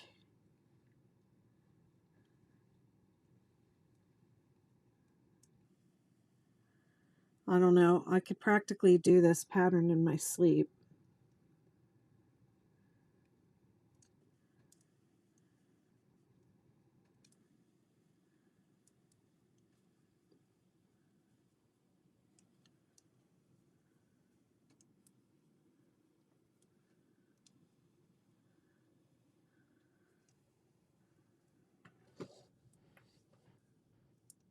Oops.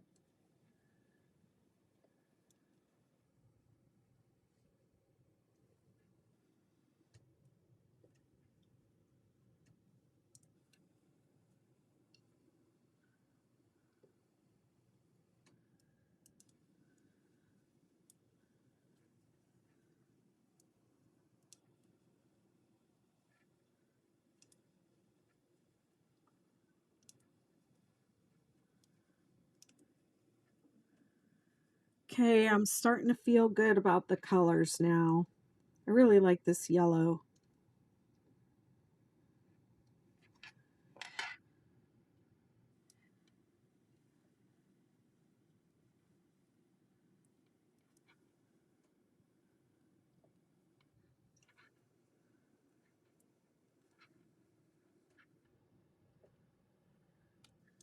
Finished first row of granny stitch.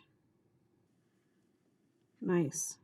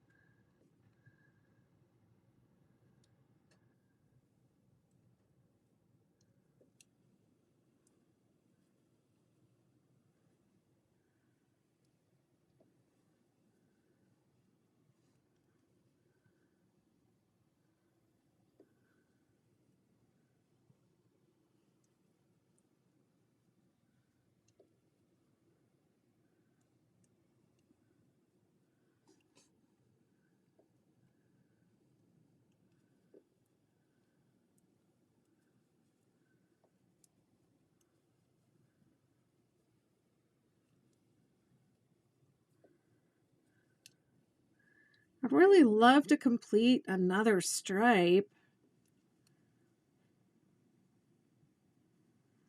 I feel like that's really ambitious for how long have I been on? I've been on for over 2 hours.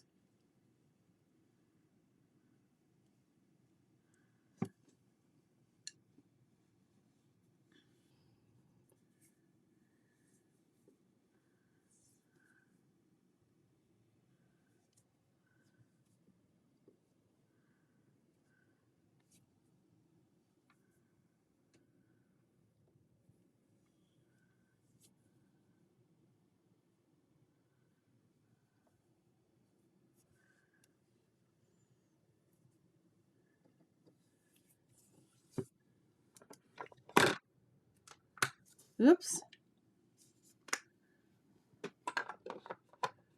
That, when I opened that, it splashed oil everywhere. So I have this oil in my shop as well, the lymphatic massage oil. And I probably learned about that oil when I had my surgeries. I don't really remember how I found out about it and started using it, but if you're going to use one of these fascia tools, then you need to have your skin oiled up.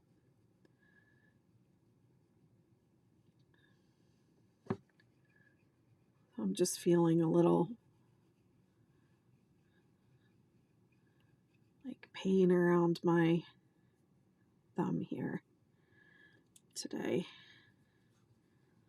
And then what I do, I don't have it in here anymore because I use it daily.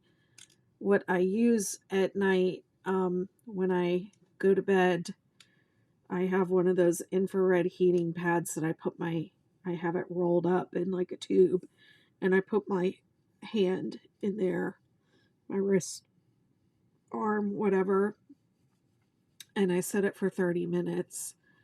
And I have those in my shop too, but I don't know if TikTok shop didn't, not everything came through on TikTok shop. So, just if you just follow the link to my Amazon affiliate store, you'll find all the products that I use from Amazon, and that I sell in my store. Um, and they're all things that I use to keep my hands healthy and help me crochet without pain, or deal with any pain that I might have from crocheting long periods of time. I think I'm going to try and do 2 more rows, and I'll be ending on a row 4. So here I go. This is row 3, and this is usually a pretty speedy row because you can work into those giant spaces. Yeah.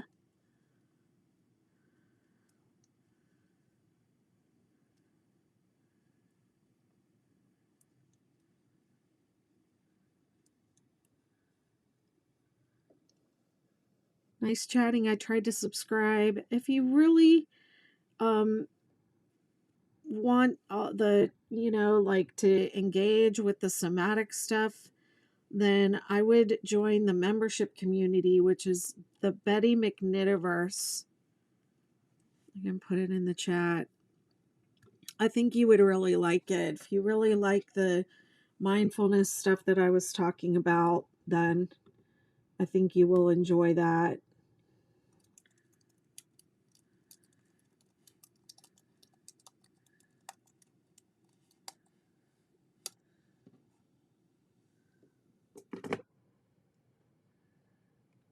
And we actually have one of our meetings tomorrow morning.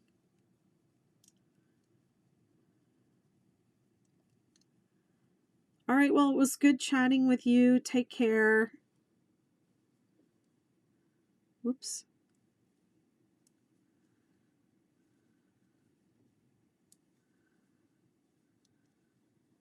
10 a.m. Eastern. And I alternate. The craft and chats, I do 2 of them a month, and I alternate AM and PM. So tomorrow is the AM one, and it's at 10 a.m. Eastern. And then the next one in 2 weeks will be at 9 p.m. Eastern. But I do stuff at different times.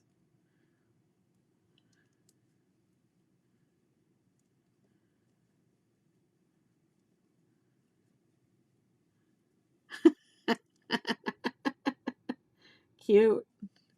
Yeah, give yourself a little Christmas present of membership. A year of a membership community. I mean, that talk about the gift that keeps on giving.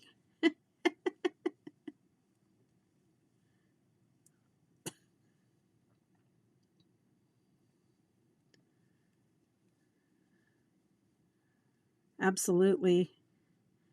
It's a wonderful group of people. It really is.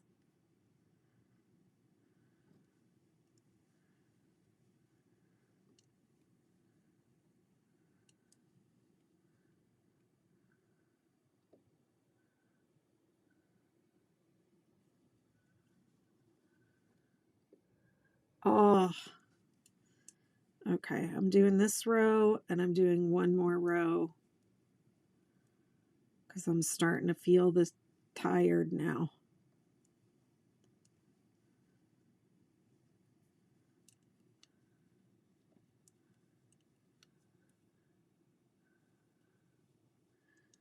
I have to take just a little more care with this yarn. Like, I have to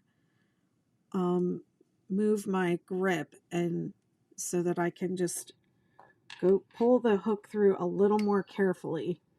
And some people say there's no such thing as a yarn that splits. There's just a yarn and a hook that don't. match up. So I have heard advice like if you are finding yourself with yarn really splitting, then try an inline hook as opposed to a tapered hook. I mean, I don't really know if I'm buying that, but I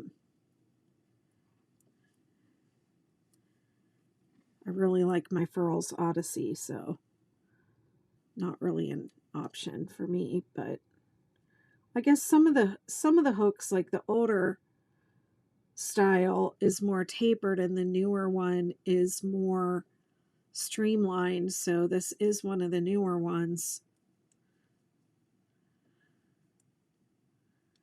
Uh-oh.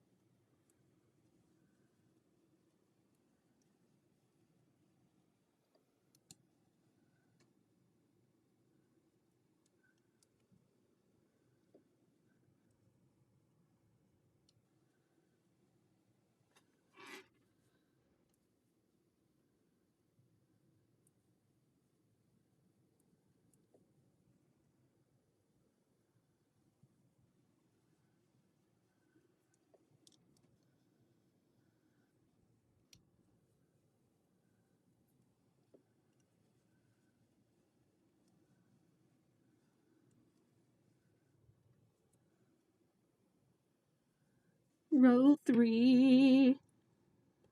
You are my favorite row. I really love row 3.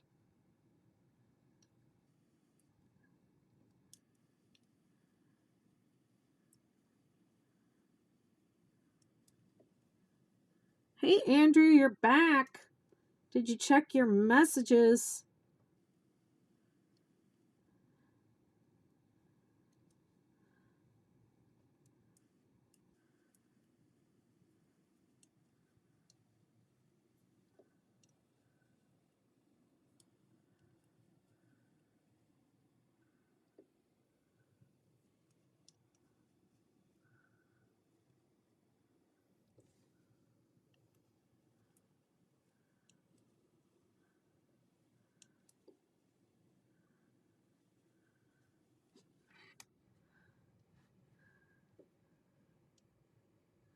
Why'd she block you? What's that all about? That's a joke, right?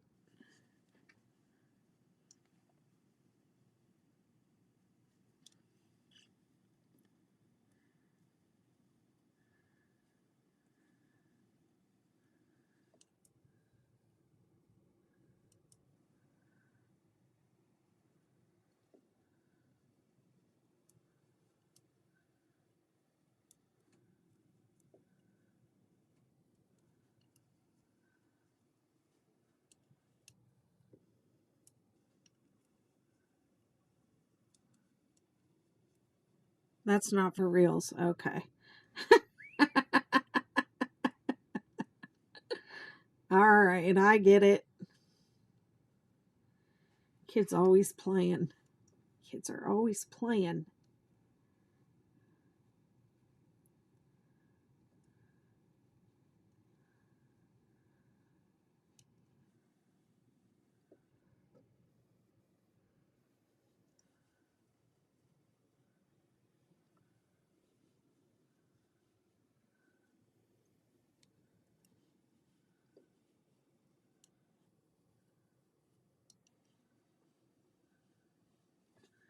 No, that's for reals.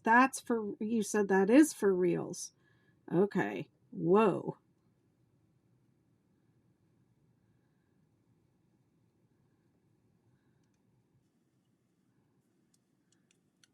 The heck is going on? Is it more drama in the crochet community?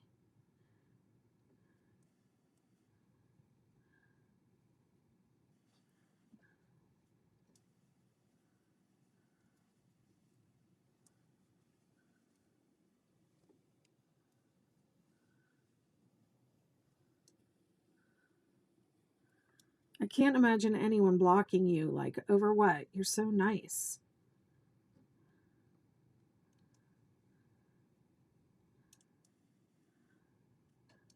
Now that you're a pattern designer, people are going to be coming after you.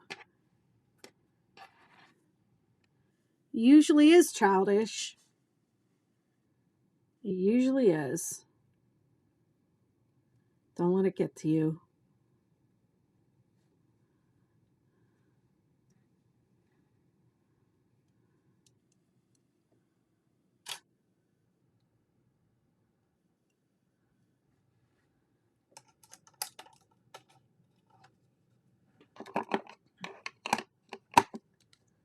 I'll tell you what, I guard my peace with my life.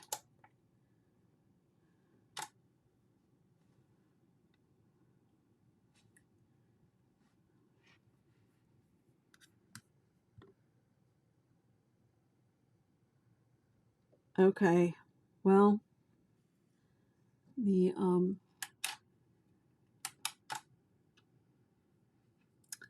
so the camera didn't come up on YouTube, so I'm going to end the live. That's long enough. Just trying to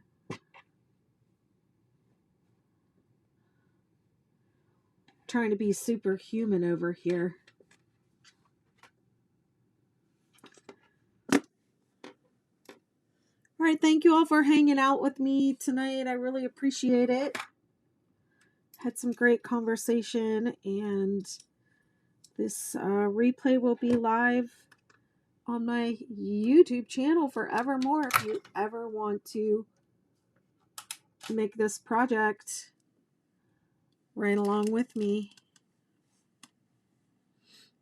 it'll be there for you. 6-day Ridgy Didge blanket. Bye.